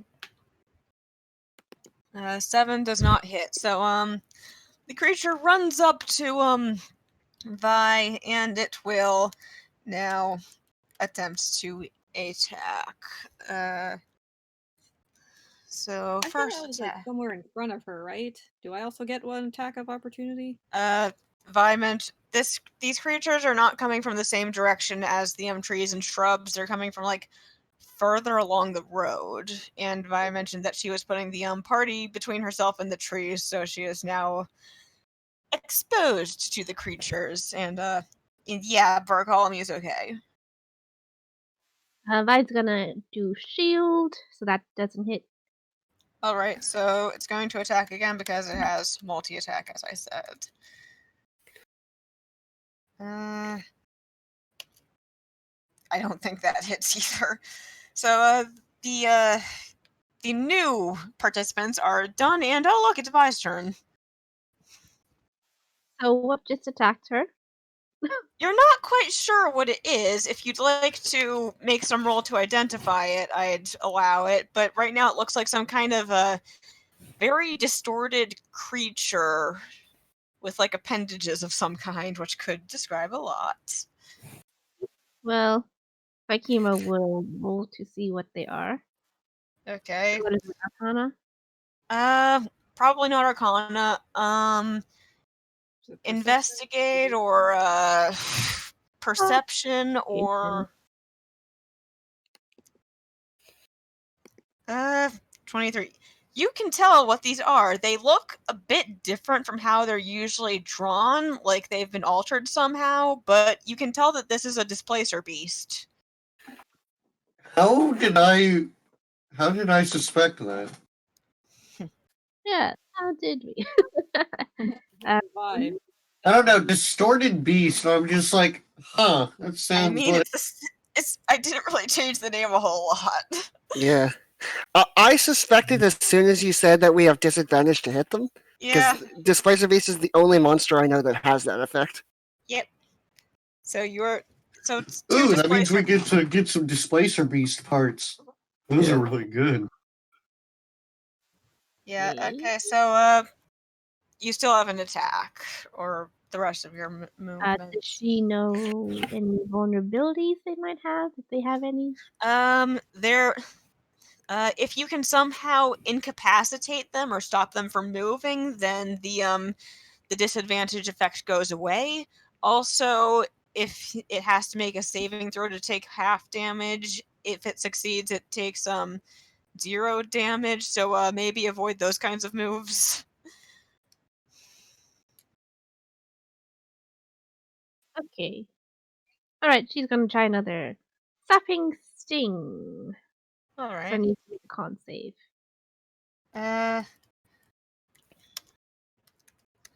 Constitution. Oh, pretty good Constitution. Does 16 save? Yes, it does. Then it will take no So- damage due to its avoidance. Is Okay. that your turn? And yes, that is her turn. All right. So Tulsamir, you're up. You are in front of a tree. The tree. Yeah, leaves. Tulsamir is going to try and cut down this tree. Wonderful.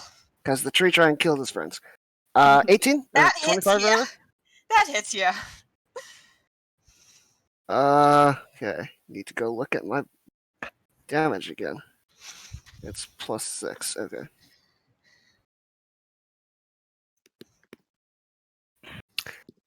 I see that we're all. Give me a in second. Too many. Yeah, I just. So that's 8 damage. He's Alright. going to attack again. That's an 11, so that probably doesn't hit, but he's going to attack a third time. Wow. And that probably does hit. Yes. I believe that. Yeah. And that's a 1 damage. 1 on my damage dice, but that's 7 more damage. And then Voya's going to hit it. Okay. And that's a 25. That hits.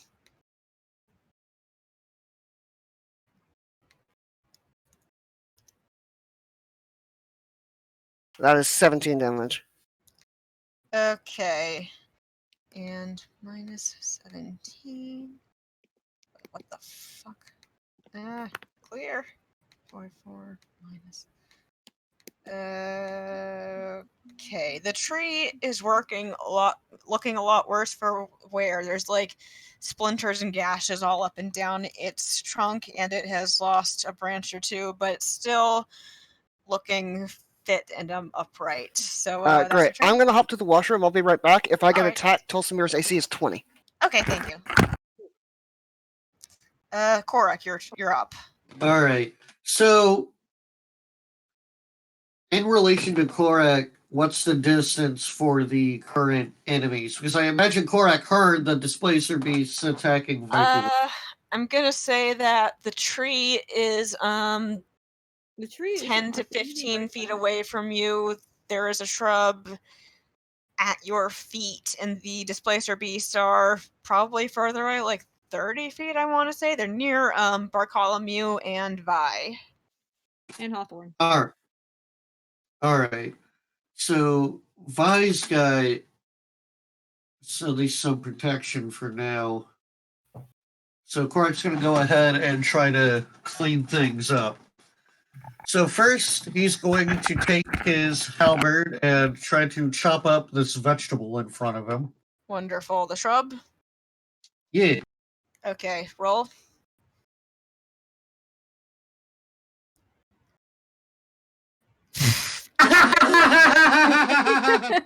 Oh no! Rob, Go no. ahead and let it make its attack. Go ahead. Okay. Let it make its opportunity attack. You swipe and you just hit the ground right next to it. Oh goodness. It shifts slightly. It just I don't know which You would be tripped funnier, right rolling a into nat it. 1 or rolling a nat 20 and critting him back. Right. But come on, Shrub. I know you can at least do 1 damage. Come on, little guy. I believe in you. Wait. Roll. Come on, little buddy. Oh no, you don't. Oh, how terrible. Oh no. All right. You are mocking a shrub. Are you proud of yourself?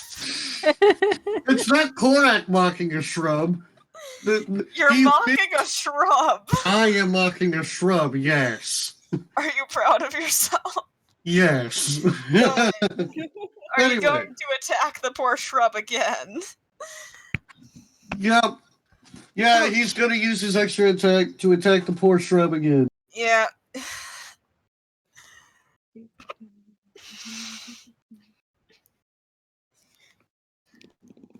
That fucking hits.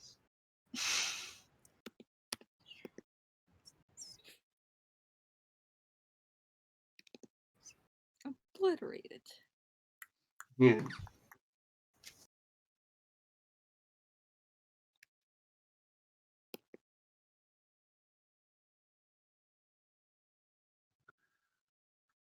Hold on. Okay, my brain's blanking on weapon rules again. It's just the attack roll is just the.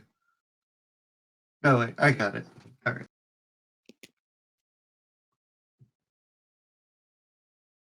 8 damage. Woo. The shrub lies in splinters and shredded leaves. You have defeated the foul fiend and purged the world of this horrible scourge. Congratulations. Right. Yeah. Such an accomplishment. Yeah, Korak's just kind of looking at it like, man, this is like eating vegetables in general. It's just not filling and kind of disappointing. Is that your turn? He's gonna look at Toaster. Hey, Toaster, you got the tree? Yep. Alright, I'm gonna go help out Vikima, and then he's gonna go in the direction of the Displacer Beasts. Alright. So I'll say that you can get there, and next up is Hawthorne. The shrub has been obliterated. Yeah, you have no more shrubs. I'm trying to decide if I should do Spiritual Guardians or just Scorching Ray.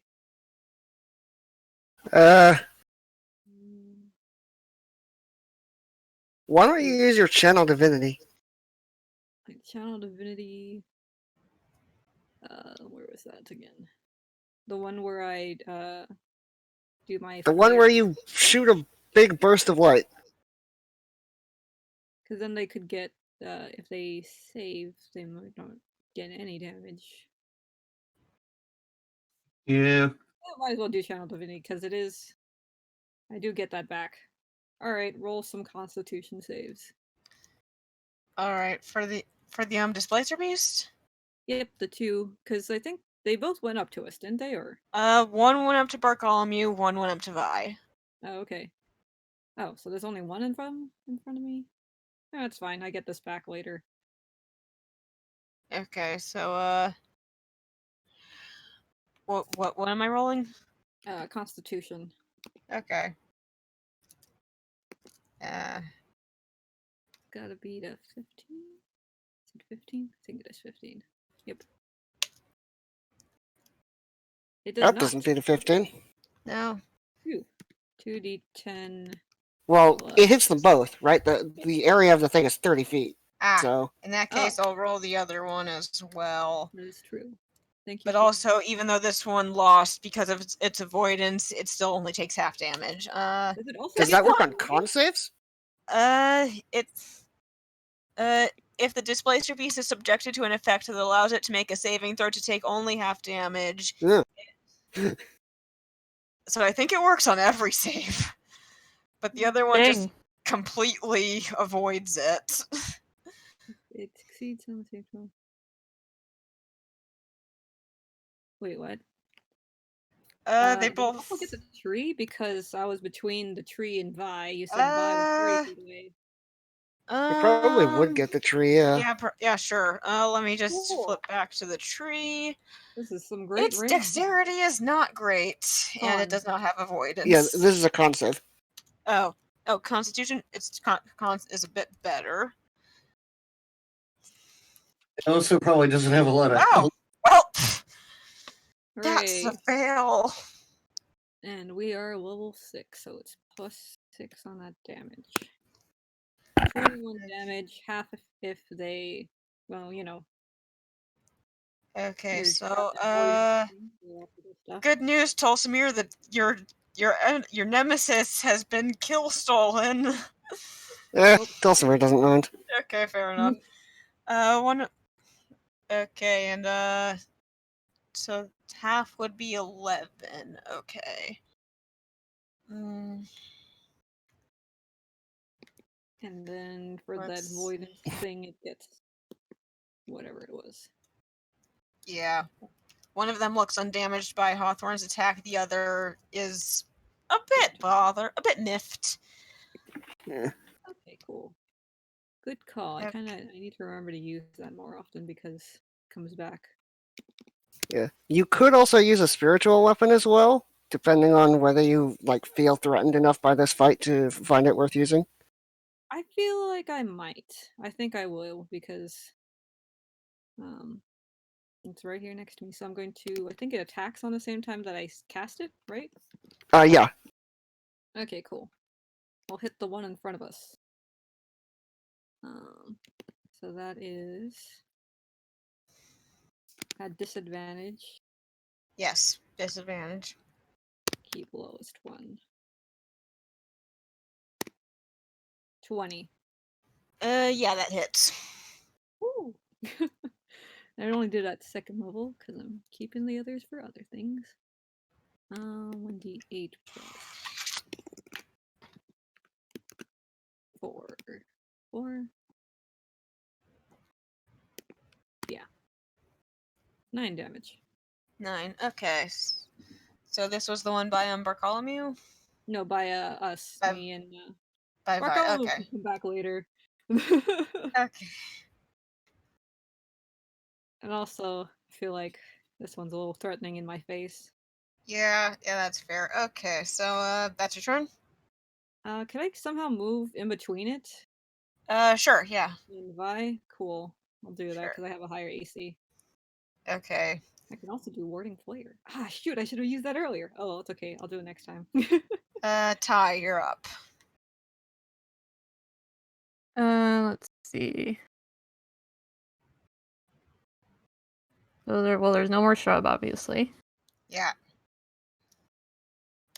You want to get a piece of this? There's also a dog over there with a Displacer Beast. Yeah, I might go help Doggo with the Displacer Beast.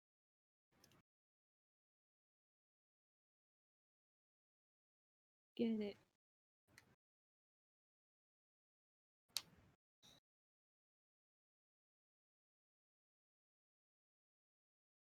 Yeah, I'll do that. She'll use her movement to go over to Doggo next to the Displacer Beast. And now I'm gonna use Hexblade. Does that require worth it. does that require an attack roll or a constitution save? Hexblade's Curse is a bonus action that just happens, but it modifies your attacks, so the attacks have to hit for it to do anything. Yeah, I get a bonus to attack if it hits and a crit on a 19. Okay. So just extra fun things if that works. Great. Also, the Displacer Beast I hit no longer has displacement. Oh, okay. Interesting. For the end until of its next turn. So everyone who comes before me, or before. So that was the second one. Whichever one that was. All right, I'm gonna roll to attack the Displacer Beast. Okay. The one by the canine? Yeah, one Okay. next to Bartholomew. Help the dog. Doggo. Uh, That song's stuck in my head. 25 does hit. Damage.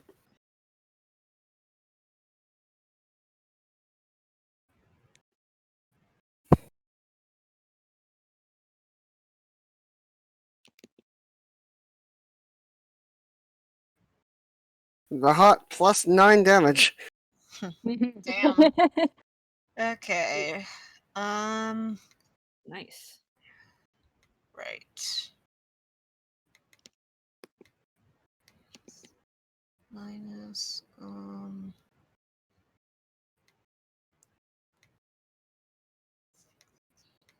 okay. Wonderful. Is that anything else? Yeah, that's it. That's her turn. Okay. I believe D is next. Yep, it is. So, yes, these creatures have attacked the dog. Help your doggo. Help him out. How dare.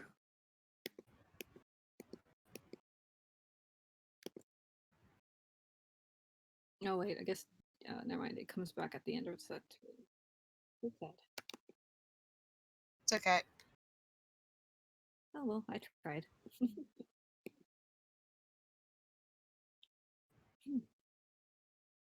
That is, yeah.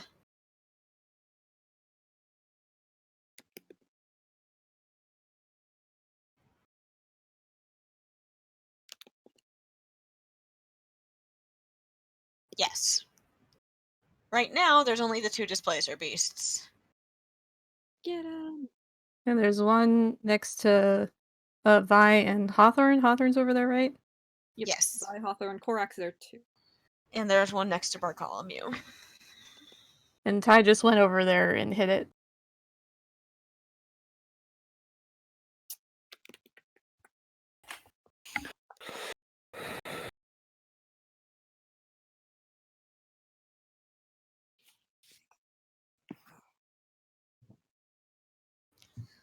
All right.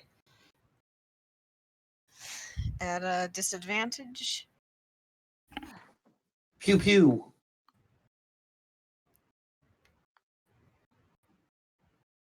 $24. Nice. Oh wait, what happened? You only did you didn't do it at disadvantage. But That's a miss. Sorry. it did Yeah. more pew pews. Pew pew No. pew. You got a bonus action? So, yes, 24 hits. Nice. So, damage. Oh, that one was a crit. Reach out longingly for it.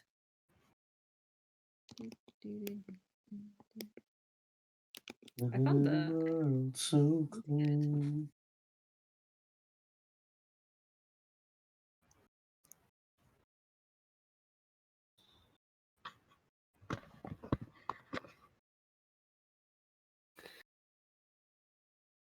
No, it's damage plus intelligence.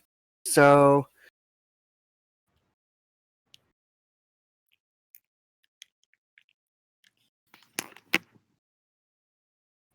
which I guess in this case makes no difference, but you know. My feet, they are hurting.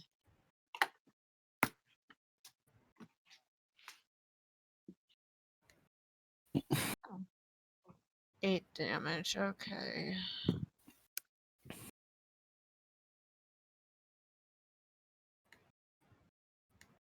Okay. Bless you, sister. Yeah.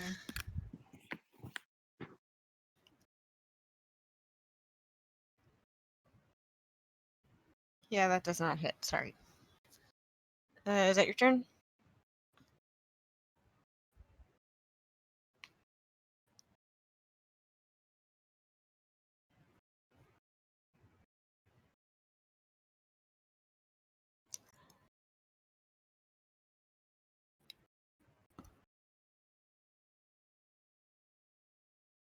Okay. Okay. Displacer beasts up next now. So first the one that was by Bartholomew, I think it's going to run up to D and try to attack, so Is Korak near that one? I think you're by the other one. yeah. Okay. Yeah, you were heading over to Vi, so this was not that one. Okay. That will be the next one. So 17 hits. Probably not D.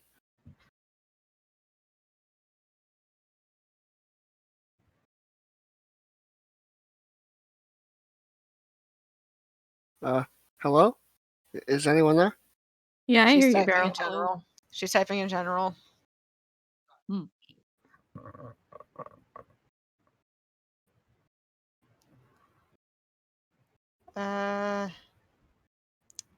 Di, what do you think?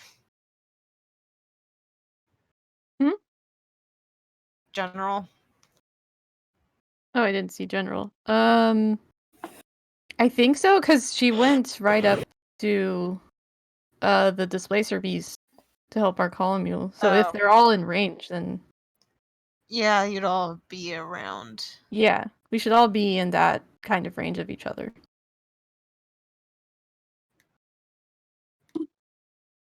Ah. I'm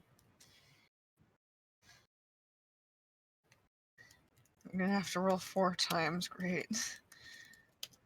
So I'm guessing 11 does not hit. In that case, it's going to do its second attack because multi-attack. And let's just check the other one. I don't think either will hit really, but I don't think 14 hits. I don't think it hits. So that displacer beast attacked nothing, I suppose. Which, I mean, I suppose is fairly thematic for it, considering it's a displacer beast. Just Yeah. attack the wrong place. Need some glasses. Yeah. Yeah. Yeah. Okay, so to the one that is by Vikima and Korak, I think it's going to try. Oh, is Hawthorne there too? Okay, so Yeah, in front of. I wanted to get between Vi and. okay, so it'll Larry. attack Hawthorne then. Korak's going to use his sentinel thing to use his reaction and attack it. Wonderful. Cool. Please. I'll do warding flare on it too.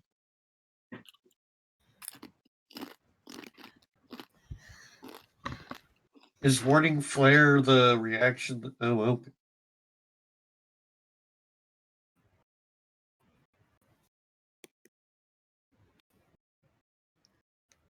Was this the one that lost its displace ability? I thought they both lost their displace ability. Doesn't it just go away when they get hit? Yeah, it's like if they get hit by an attack, they lose it till the end of their next turn. Okay. So do I need to roll again? I don't think so. No. I mean, you hit even with the lower one. Well, he rolled didn't. 1d20, so. Oh yeah. Oh yeah, oops, I didn't put 2d20. So you still hit. Okay. So attack. All right.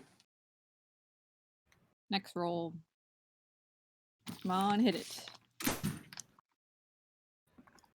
Oh yeah. Well, let's see.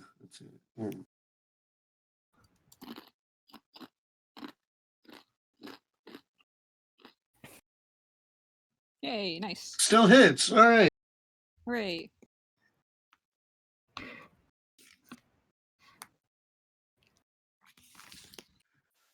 Not gonna use up my smites just yet.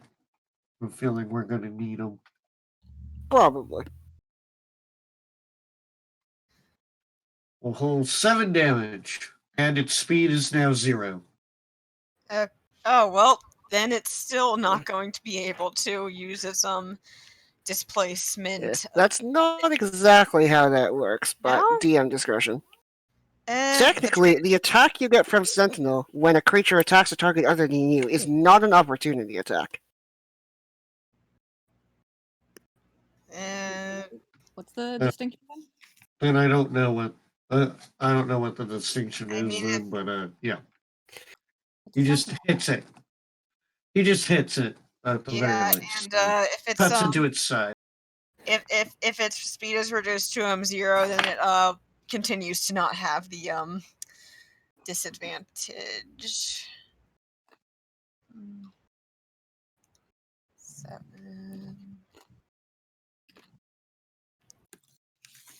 Okay.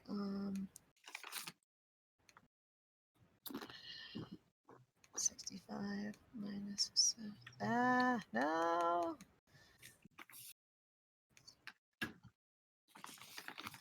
You hear me eating chips? Yes. Okay, sorry. It's okay. So after. Oh wait. That was the displacer. Does it actually get to attack now? It does. Yes. Okay. I think it's still gonna go after Hawthorne. That's a 19. Just as it's going in at Hawthorne, Korak just kind of slices into it. Yeah. So Instead I used one of my warding flares on it, so it's at disadvantage. Okay, everyone's at disadvantage this fight. I have these abilities. I'm going to use them. Does not hit. 13. Great. Okay. So now it's going to attack again with its multi-attack. Is it Alright, still a this one will have- disadvantage? Nope. No, it's not. Okay. That's a Doesn't hit. Yay! Okay, so that was a waste of its time. Vi, you're up. So can she move away without provoking an opportunity attack? I don't think. Wait. Hawthorne is between you and it, so probably. Okay, well then she will take a few steps back, and before she does her action, she would like to look around to see if there's any other like enemies coming for them, or if that was. Roll a perception.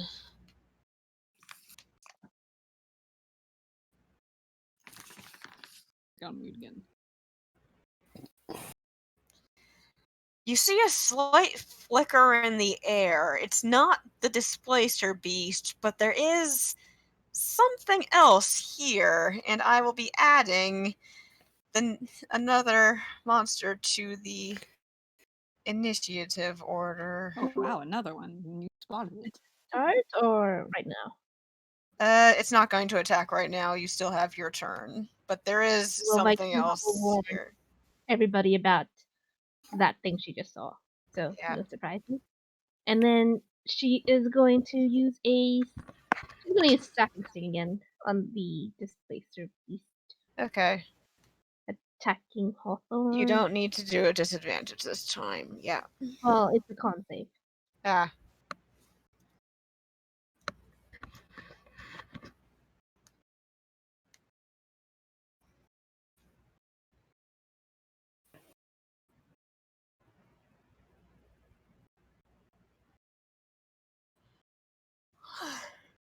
Oh, right, me. Okay, I need to do the roll.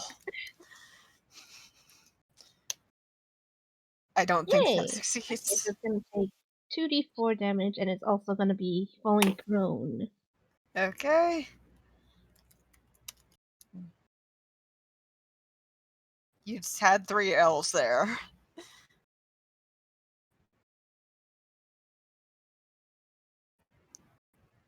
Eight. Okay, so yeah.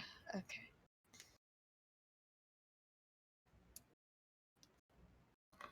Okay, is that your turn? Yep. Okay, so Tolsimir, you're up. Alright, so currently both of them are not displacing. Yes, but there is a third combatant that Vi, do you tell people about the Yep, I the said new I friend? did. Okay, so you know that there's a new friend come to join the fight. Oh boy. Well, the displacer beasts are injured, so he's going to try and finish those off before he has to deal with the new thing. Okay. So Voya is going to fly towards the nearest displacer beast, and Tulsamir... Voya's going to hit it first. Okay. And that Hawthorne is So fighting. that's a 21. I assume that hits. Yeah, that hits. Which one are you attacking? Because the one with Whichever was closer Let's to say me. number 1. Yeah. So that's 19 damage, and I need a strength save. Okay, one moment.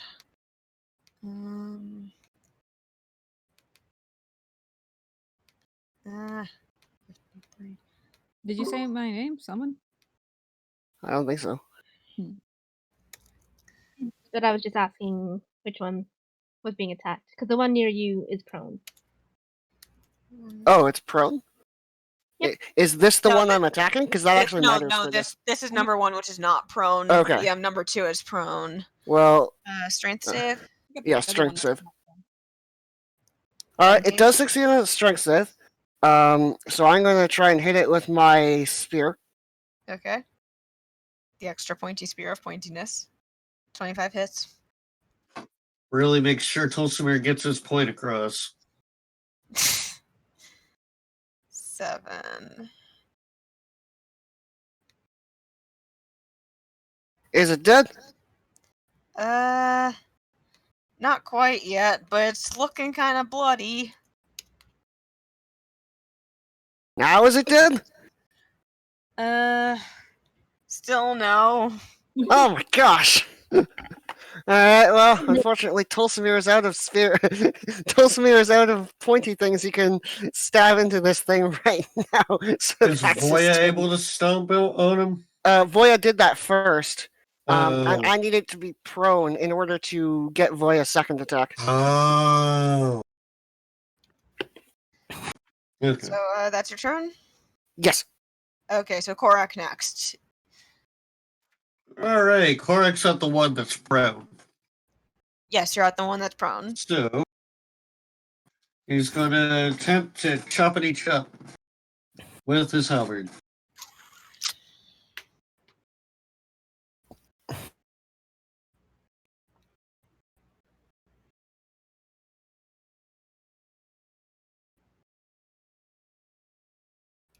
Yeah, that hits. Yeah. All right.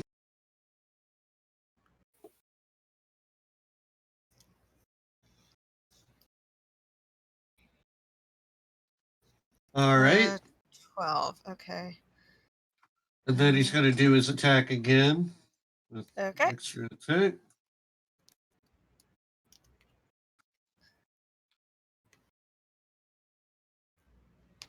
No. Nope. So Ouch. that's your turn. Yeah, that's his turn. Hawthorne, you're up. Let's see. More spell stuff. Oh, where is the Just thing whack that... it with the mace because it's on the floor. What'd you say, Where's Hawthorne? Where's the thing that Vi pointed out that it's coming or it's here? Or... Make a perception check. Okay. Well, she would have said where it was. You just saw a glimmer. You didn't see. Oh, I don't see it. I see You don't see shit. Okay, well. Which direction did I see the glimmer from? You saw it coming from the same direction as the displacer beast, but it was just like a movement of the air, kinda. Well, Vikima would have said it's around there. Yeah, but maybe it moved. Okay, let's see then. I could try doing the Channel Divinity again, because maybe it's all, because I would get 2 creatures and maybe a third one. But she said that there's another one here. Yeah, why not? I'll do that again. Channel Divinity of this rest. So I need more con saves. Okay. You get a con save, and you get a con For the save. displacer beast. If the third creature is within 30 feet of me, Okay. it also has to make that con save. Okay, it does, but I'm doing the displacer beast. That one Wait, saved. that so was I just- wrong. That would be a 16 actually. Okay. Still. That's a 4, which I don't think saved. Nope. That's a natural one too. Haha. Yeah, that let a me special thing? flip right to the thing. The even more displaced beast. Yes. Yeah, that's one word for it. Yeah.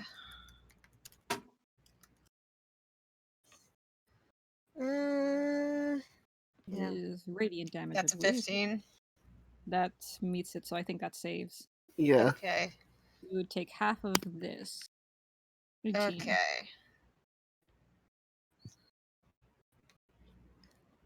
And what is that number? What does crit failing your saving throw do? I'm not. I think that you take double damage. So the one of the displacer beasts just keels over the one that was fighting Bartholomew. Alright. And Yeah. The other one I think at least takes half if its No. displacement is down, or does that work permanently? that doesn't have to do with the displacement. That's avoidance. Okay. So it takes none. It takes none. Okay, I killed one, didn't barely caress the other, and then something else took a little bit of damage. Okay, that's Yeah. fair. I'm going to hit the one in front of me then, the one that's prone. So it's Yes. with my spiritual weapon. So I get advantage on this, and it doesn't have the displacer thing. 20. Oh, natural 20. Oh well, Wow. do a crit then.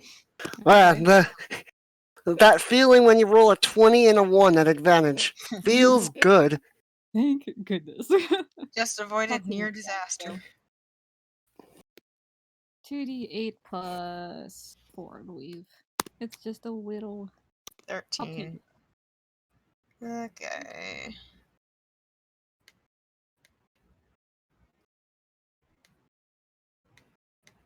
Kind of. Oh, it's force damage. Interesting. Cool. And that's it, I believe. Still, if Vi backed up and I have more space to go, I'll back up as well. But You might provoke an opportunity attack. I think. What? Are you within 10 feet? it has a reach of 10. I don't want to go out of its range. Okay, so no opportunity attack. Okay. I just want to make sure I'm not up right next to it. Okay, is that your turn? Yep, that's all I got. It is the unseen assailant's turn now. I think it's gonna go after, let's say, yeah, let's say Korak. He's fine. Nope. 15 does not hit. Hooray. So that's a multi-attack. So Lances off his tower shield.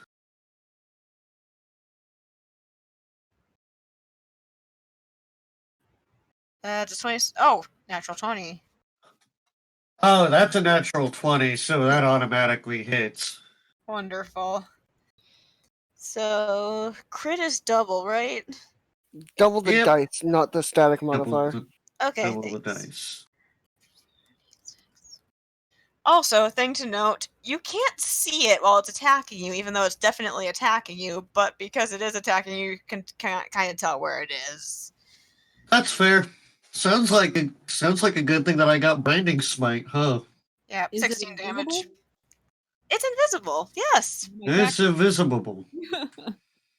My cat who's flying somewhere because it always goes away. Tell me, cat.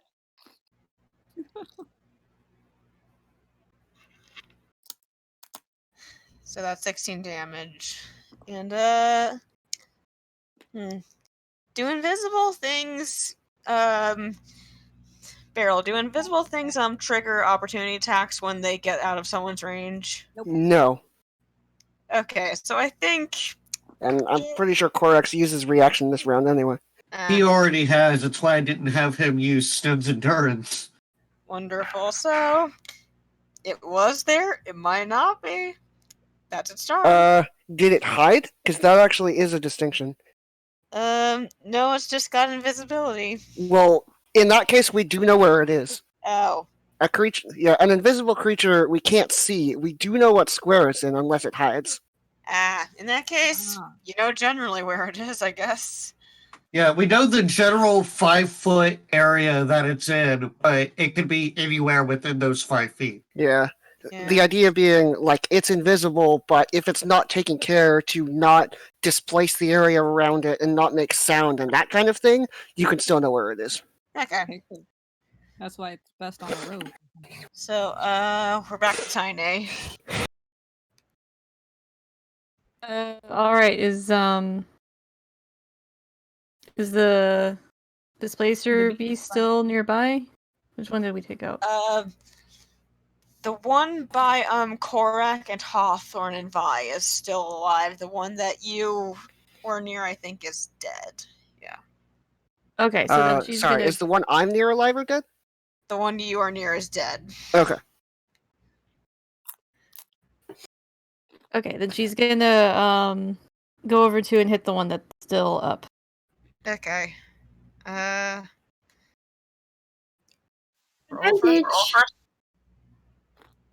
Oh yeah, it's prone. Hooray!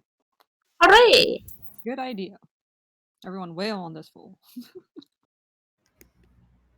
Yeah, that hits. Yeah, I'm gonna keep that. Going for the crit.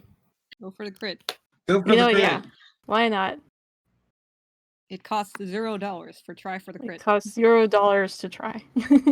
So close. You did Yes, slightly better. Which one did So you hex close. blades curse? Oh, the one that died. Oh, Yeah. well, you heal. I don't know if that matters. Yeah, I don't think she took any damage for once, so Must be nice. yeah. Oh no, do you need help? I finally upgrade my armor and then Yeah, I think I'm the only one who's taking damage this fight. Oh no, Korak just took 16 Oh yeah, Korak got whacked. by something. Something. Alright, there's damage. Oof. Boop. Boop. She just goes up and stabs it in its paw.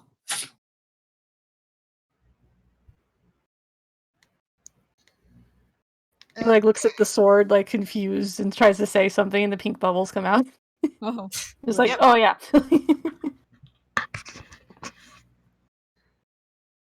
So, that's your turn? Mhm. Okay. Next would be D.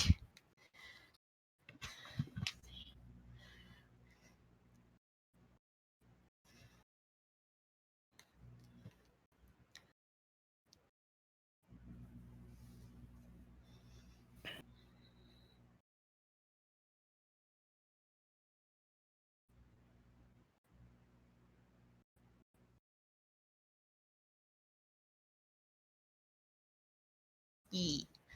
This is useful. Tolsimir is going to remain completely ignorant of it for this entire fight. If Well, pattern Tolsimir told. noticed that something hit. Yeah. Tolsimir noticed that something hit Korak and then moved away. So Yeah. I know where it is. Yeah. Yeah, Korak definitely felt something hit him and then heard footsteps move away. Yeah. I was joking about your bad perception. All right. Out of curiosity, it is an artificer spell, so I wonder if you have it. Do you have fairy fire? wait, what happened? Oh boy.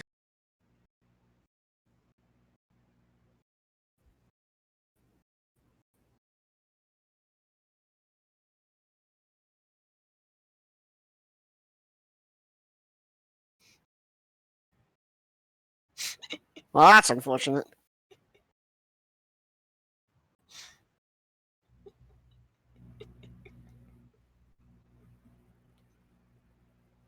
If only I could talk, and then I would do fairy fire. Oh well.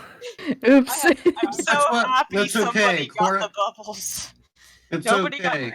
Nobody got my favorite effect though. Yay. Also, Trish, just want to make sure. Are you all right?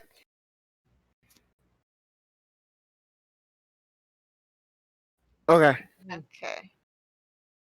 That's why Korak has branding smite. I think so. Can Bartholomew smell? Since, yeah, I think it doesn't really matter for Bartholomew then because doggo.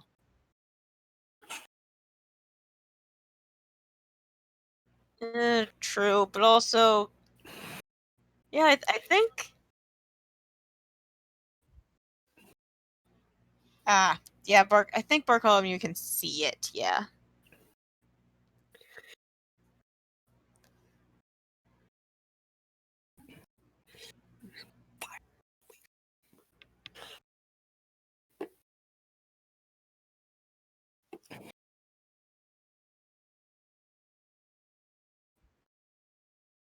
Okay.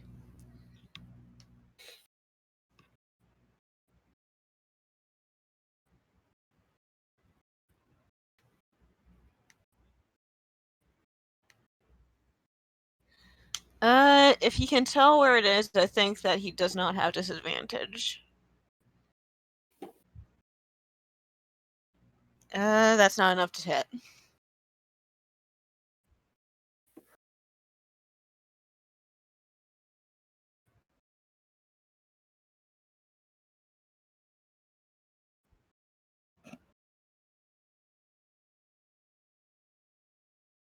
Okay.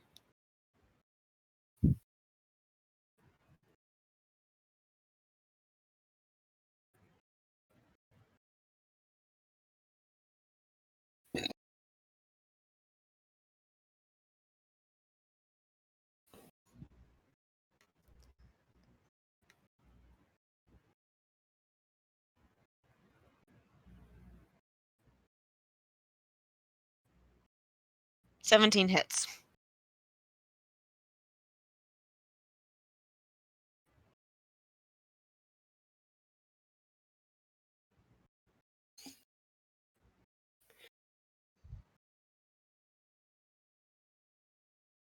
Okay, 6 damage.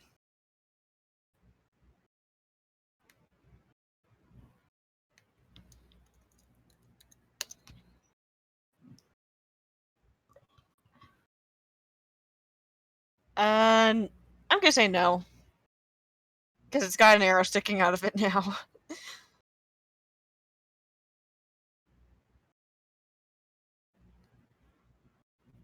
Unfortunately, dice are hard. You just missed it.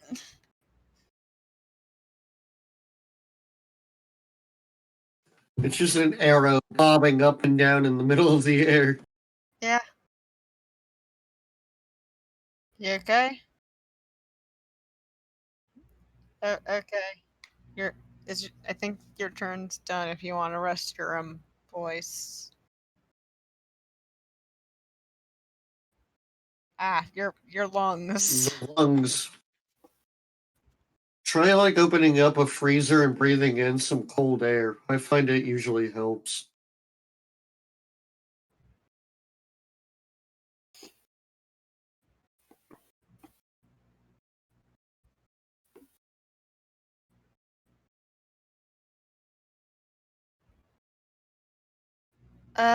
Sure. Okay.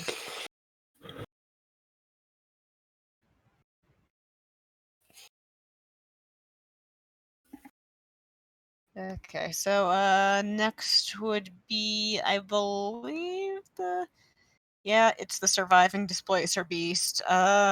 This one was by Vian Hawthorne, I want to say. And Korak, it's been getting shit stomped. Yeah, a bit. I think it's gonna go after Korak for what good it's worth. It didn't hit me, so gotta try someone else. 18. Nope. Okay, let's try again. Break Once more with the feelings. party tank. Yeah. Ha! That's even worse. So Its claws just kind of slide off of his armor. yeah. So next is Vi.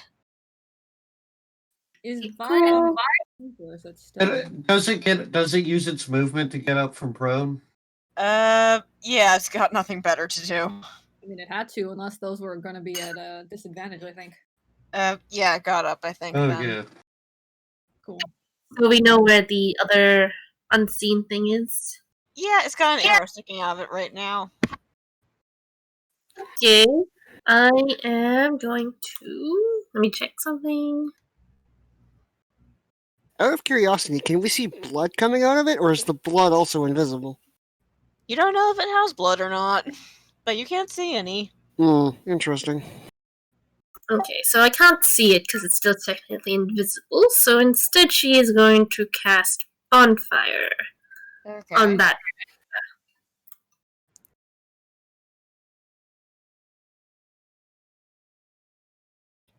So it'll have to make a dexterity saving throw. Okay. It's got good dexterity. Not when it gets in that one. Face plants right into the bonfire. I get a what? Bonfire does double damage. Okay, so that... Okay. Okay, cool. And then she'll also have another look around for anything else she might see. You don't see anything else approaching. You think that this is the last of it. Alright, that's her turn. Okay, so, Tolsimir. Alright, well, there is a on fire, has an arrow in it, sad looking, if we could see it, invisible creature, and Tulsimir is going to fly towards it. Okay. You. This is Voya's attack, which I'm going to do first. Okay. That's a 24. Hits. So that is 13 damage, and it needs to make a strength save.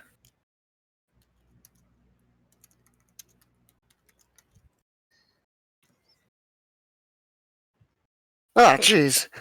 Alright, well, now Tulsimir's going to hit it.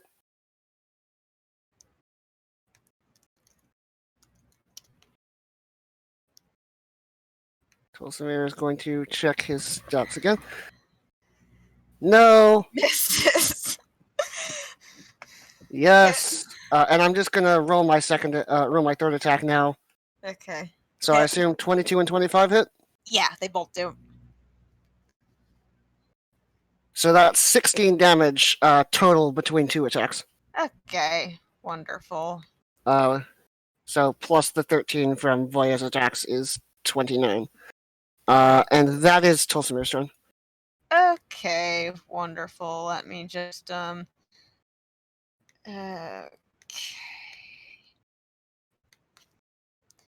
You still can't really see what kind of shape it's in, but it's like the sort of shimmer in the air is becoming lesser. Okay, so next up would be Korak. Yay! So the Displacer Beast got hit before again, right? Yes. Okay, so it's just 2 attacks, so...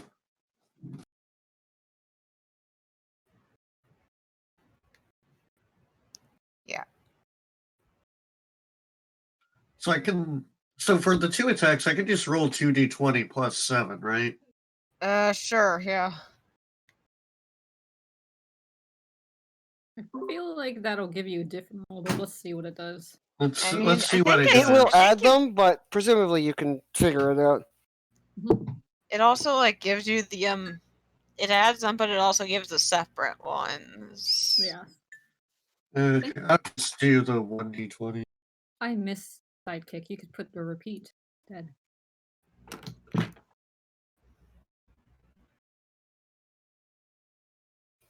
Take it, that hits the Displacer Beast. Yes. I'm actually gonna go ahead and roll damage on that just in case.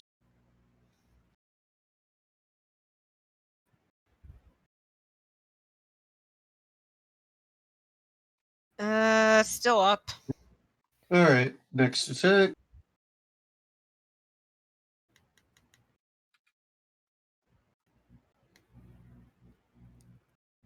Alright, second verse, same as the first.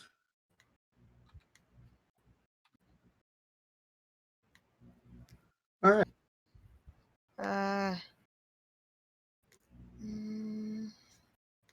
It's looking like it's gonna go down if you breathe on it wrong. Something I kind of want to test out.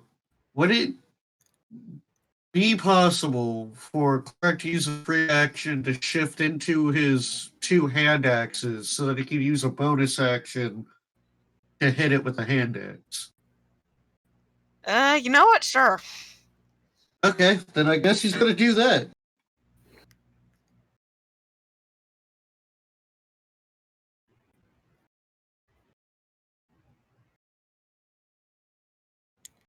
Does not work. Nope. Alright. Free action to shift back into his... For a second, you look really cool, then you just completely whiff it. It is... Oh, to be fair, that happens. Yeah. Creatures dodge. He got hit the first 2 times, and it was like, no, fuck no!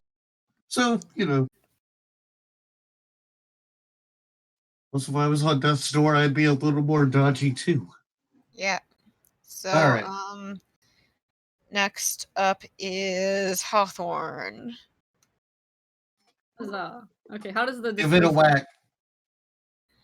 The Displacer Beast looks like it's going to go down any second, and the invisible creature, does anyone have a guess what it is yet?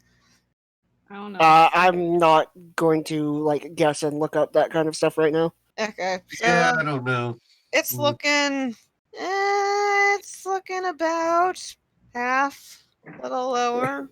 If we can, if Yes. we can see it, yeah. Yes, correct, Steve. It is a cat so dark with the void it is blended into the ground. What? It's like my cat?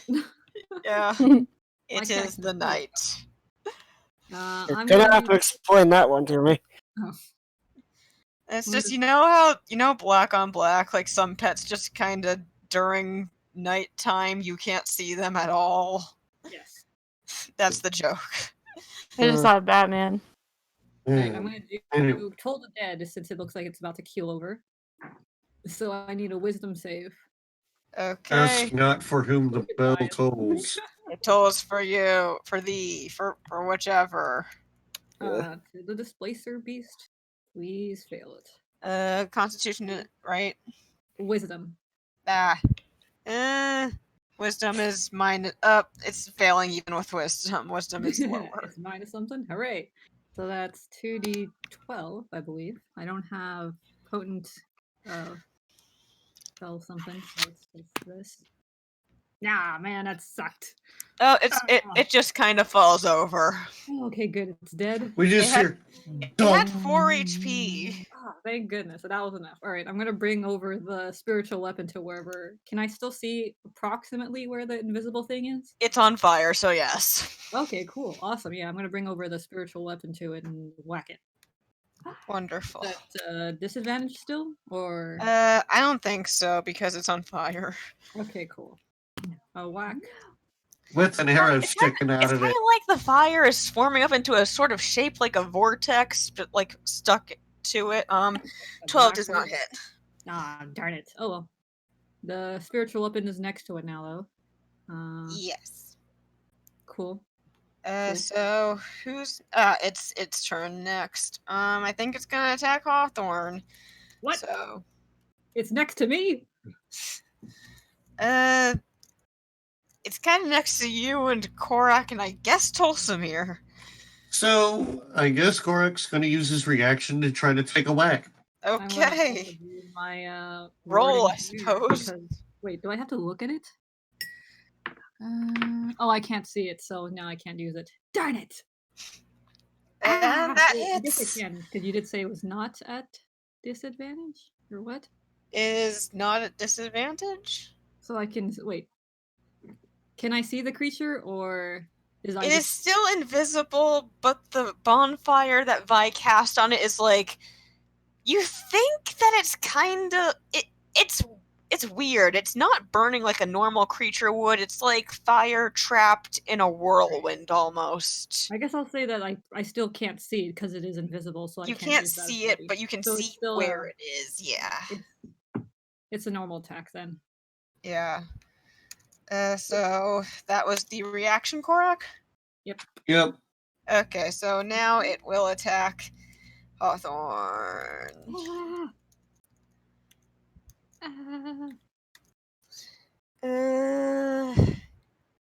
Right. Hold up my shield vaguely. Wait, I need to write roll.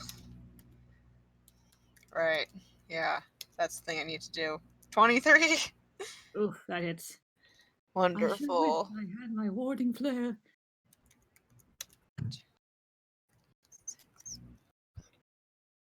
Actually, I'm gonna roll its second attack too and just roll them both together.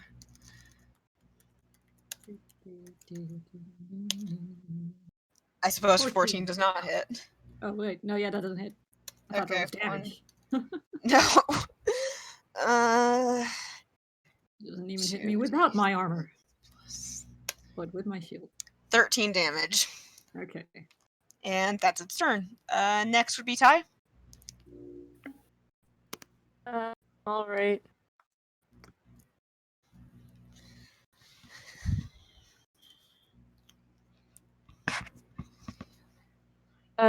Actually, this just occurred to me. Does she know where the thing is at all? Even like, has she noticed? Yeah, it's like there's like a kind of vortex of fire where it is, and you kind of assume that that's a good spot to guess it's there. Okay, that's fair enough then.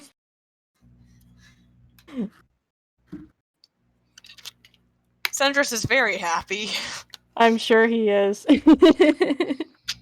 He's like, yes, stick me into the fire. I am as bothered by this territory for some reason. But Sendris is down because fire. Alright, she's gonna go stab the fire then. Wonderful. Fight fire with fire. Literally. The ship Yep. is just happy because we got to kill some stuff. Indeed.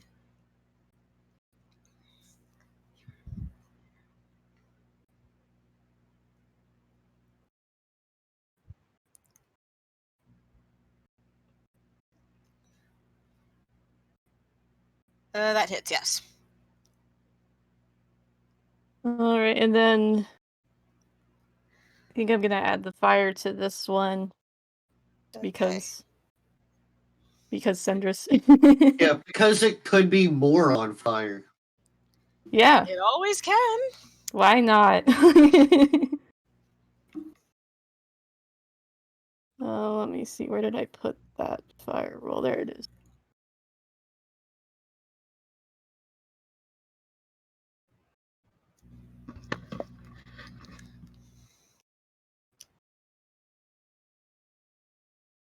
Alright, regular damage first.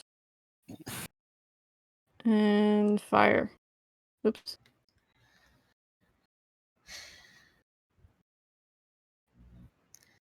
So, that'd be 8 damage total? It was 9 for regular damage and then 8 for the fire damage. Okay. And this is... Okay, 9 and 8. So... Yeah, it's... The fire... You can kind of see the speed of the winds with using the fire, and it's slowing down a lot. And the fire is beginning to flicker and die out a bit, but not quite. So, next up is D. Somehow you hit it with fire, and now it seems less fire than before. Yeah. What? Amazing. It's Incredible. a fantasy world we create with our imagination. Physics is weird.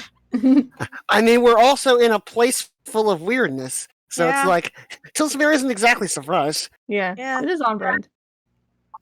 Is the creature still in the bonfire? Yes. Well, it needs to take some fire damage. Oh, wonderful. What do you care to roll? I will. By the way, has this thing attacked us yet? Yes, Okay. several times. Okay, I couldn't remember. Yet it's only dealt damage twice. So now your turn to attack. Okay. So it's currently on fire. Yeah. D says basically flip it and doubles down on the fire and casts Firebolt. Wonderful.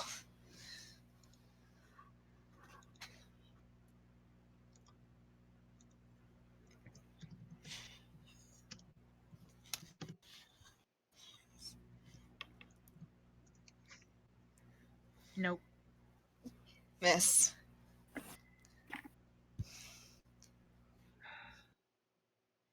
Quick question.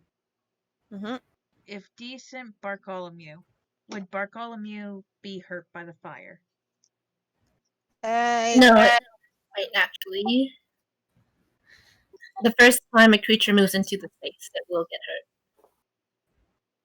hurt. Then D is not going to send Bartholomew, and is instead.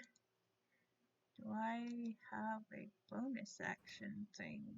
I do not. Okay, never mind.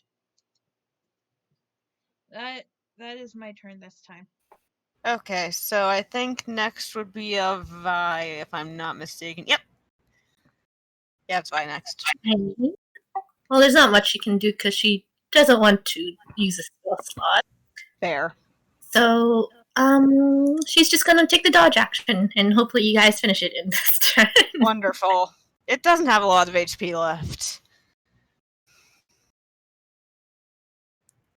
So next would be Tolsimir. Alright, well, Tolsimir is going to cast Whack.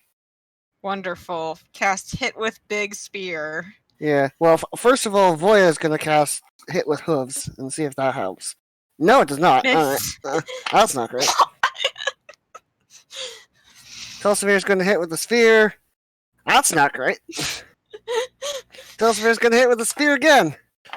Is that good enough? Yeah, that's good enough. And once more with feeling. Hey! We're getting better every time. Not with our damage rolls, though. It's looking. The fire's looking almost out. Alright, well, that's my turn. Wonderful. So, next up is Korak. Alright. Let's see if these attacks hit. Hit. That hits.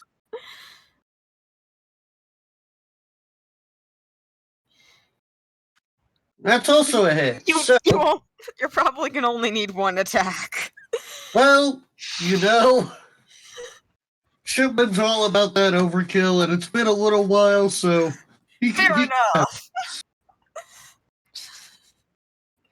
Plus, this fight's gone on for a while. Yeah, Korak's a bit annoyed. Yeah, also fair.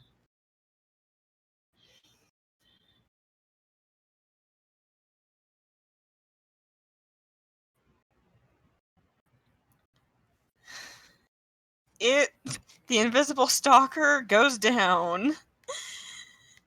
Yay! You are Swift surrounded. motion. You are surrounded by splinters and 2 dead displacer beasts. And an invisible stalker. Which And is Korak just kind of sliced through its middle and then sliced through the top of wherever its head may be. Technically, it's an air elemental. He just kind of swoosh, and Is it still visible? Korak is like, and I'll huff, and I'll puff, and I'll blow your house down. And he's just, and the air elemental dispersed. Yeah. You've Sure. swung it so hard that the force of the air sent it scattering. Yep. So you have Alright. completed this encounter. We want any display Yay. beast parts? I hear they kind of work pretty cool with some stuff. Switch it up. Switch up the beasts. Flash, I guess I say to them. Take it for parts. Okay. I don't know which parts are important. The displacey ones. Okay. But for the moment, let's continue towards our objective, which I think is still in the opposite direction of the compass. Yeah. Yeah. Okay, so as you continue walking after your encounter, you start to see a very large building come into view. It's kind of like you're not sure what kind of building it's supposed to be. It's not really ornate enough to be a castle, and it doesn't look very defensible for a fortress, and it's kind of weirdly situated too in kind of the outskirts of the town. Tulsamir is going to lay on hands and heal himself for 10. This is okay. Yeah, Korak's gonna lay on hands, heal himself for 16.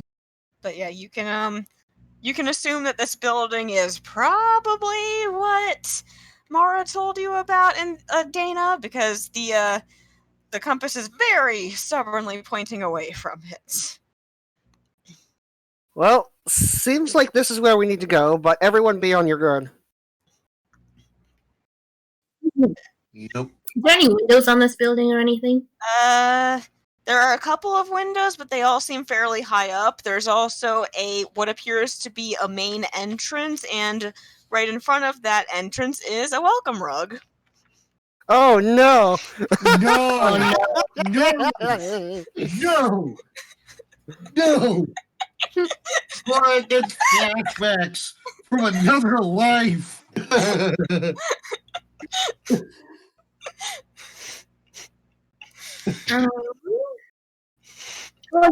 We can send familiars to scout ahead. Alright. So the first thing I think we should do is stab the rug. Yes.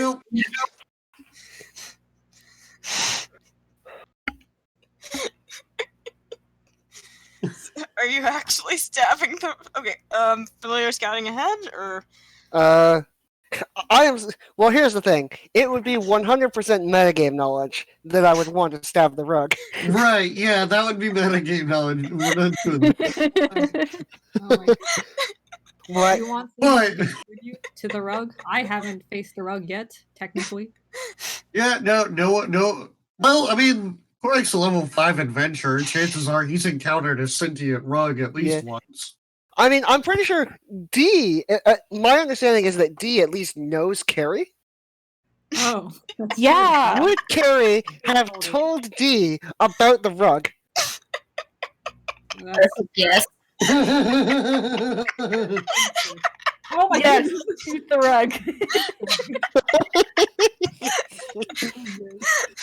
D, why are you shooting the rug? It is a long story. Carpet in no rug, there's nothing. Right. Are no like loose rugs in Vex's house ever.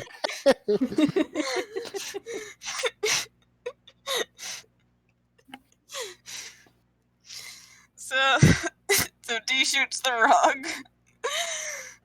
It twitches. Oh, God. No. Oh, who would have thought? And falls still again.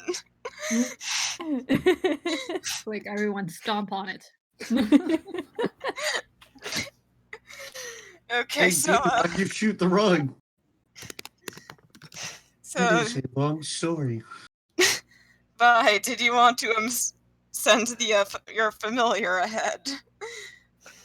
Yeah, sure. So currently she has an elf familiar, so she'll just snap it into existence and then make it scout ahead and fly up to the windows and stuff.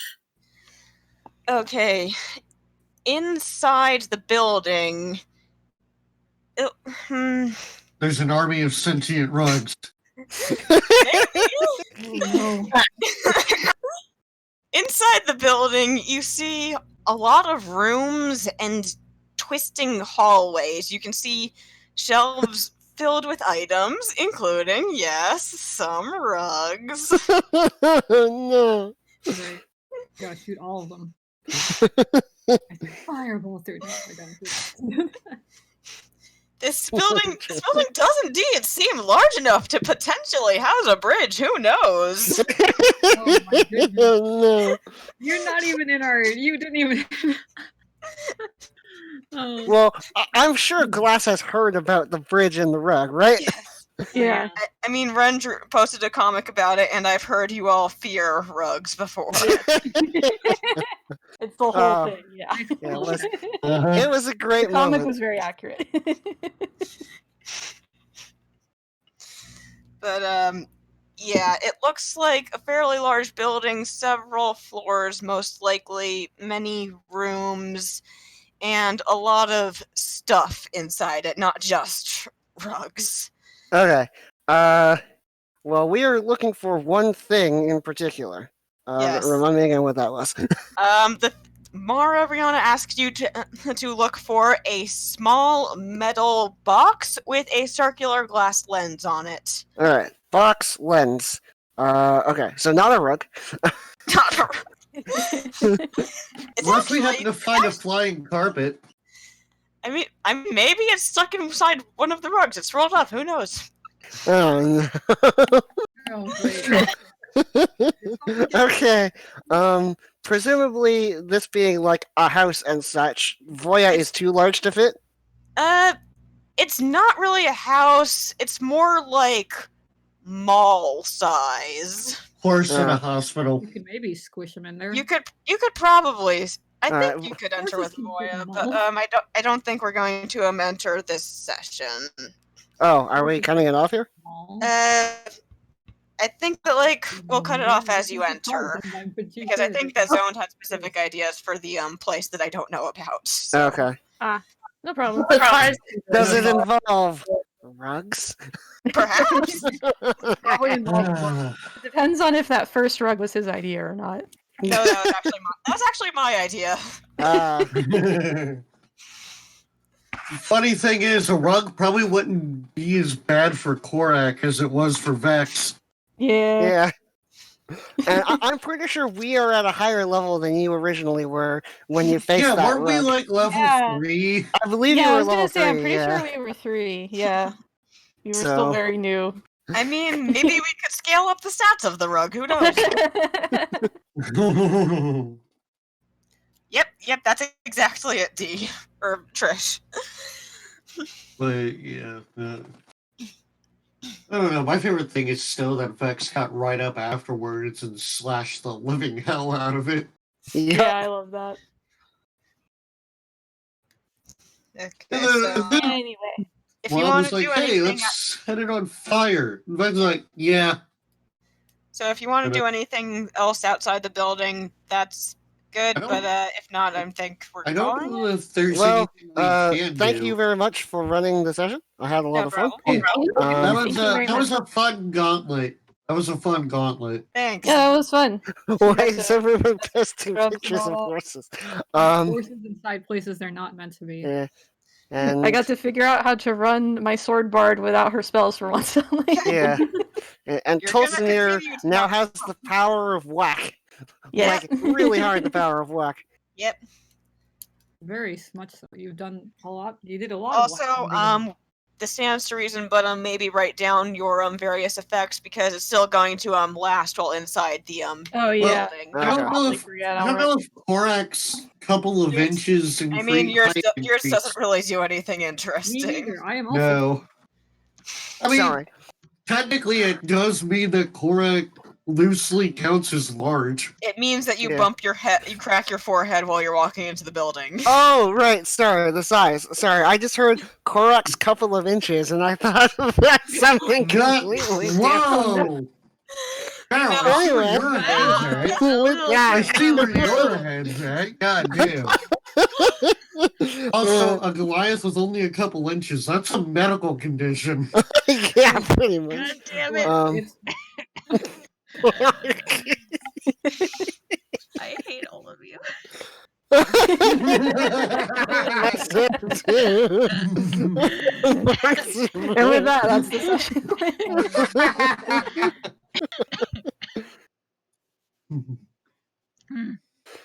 But yeah, so doesn't Korak technically now count as large since I put him at the cusp of medium?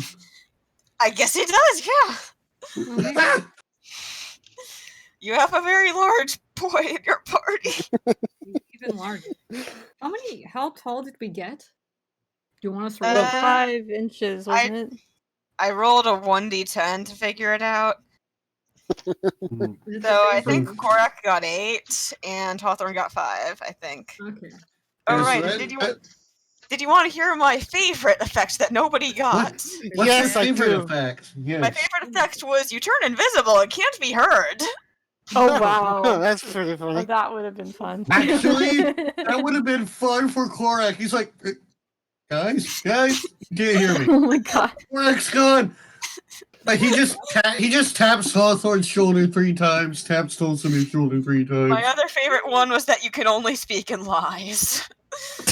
Oh, that would have been Okay. Oh, I like that one too. You didn't Yeah. get my favorites. Well, it's like the party asks what happened to you, and you say nothing. Exactly. Yeah. You say nothing. Everything's good here. Why did I say that? What? Everything's awesome here. Wait, no. I cannot Hold on. tell a lie. That's good to know. D I self-implodes. cannot tell a lie. That is not confused. D gets caught up by the paradox. Yeah, Wait. this statement is false. Just boom. You just hear The D game going, don't ends think about it, don't somehow. think about it, don't think about it, don't think about it. Nah, with D's heard so many dang paradoxes that D's just like, okay.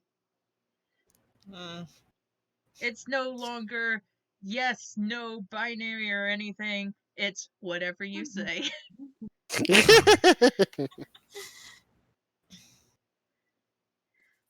I'm just, I'm a little worried about Zoned. I hope he's alright.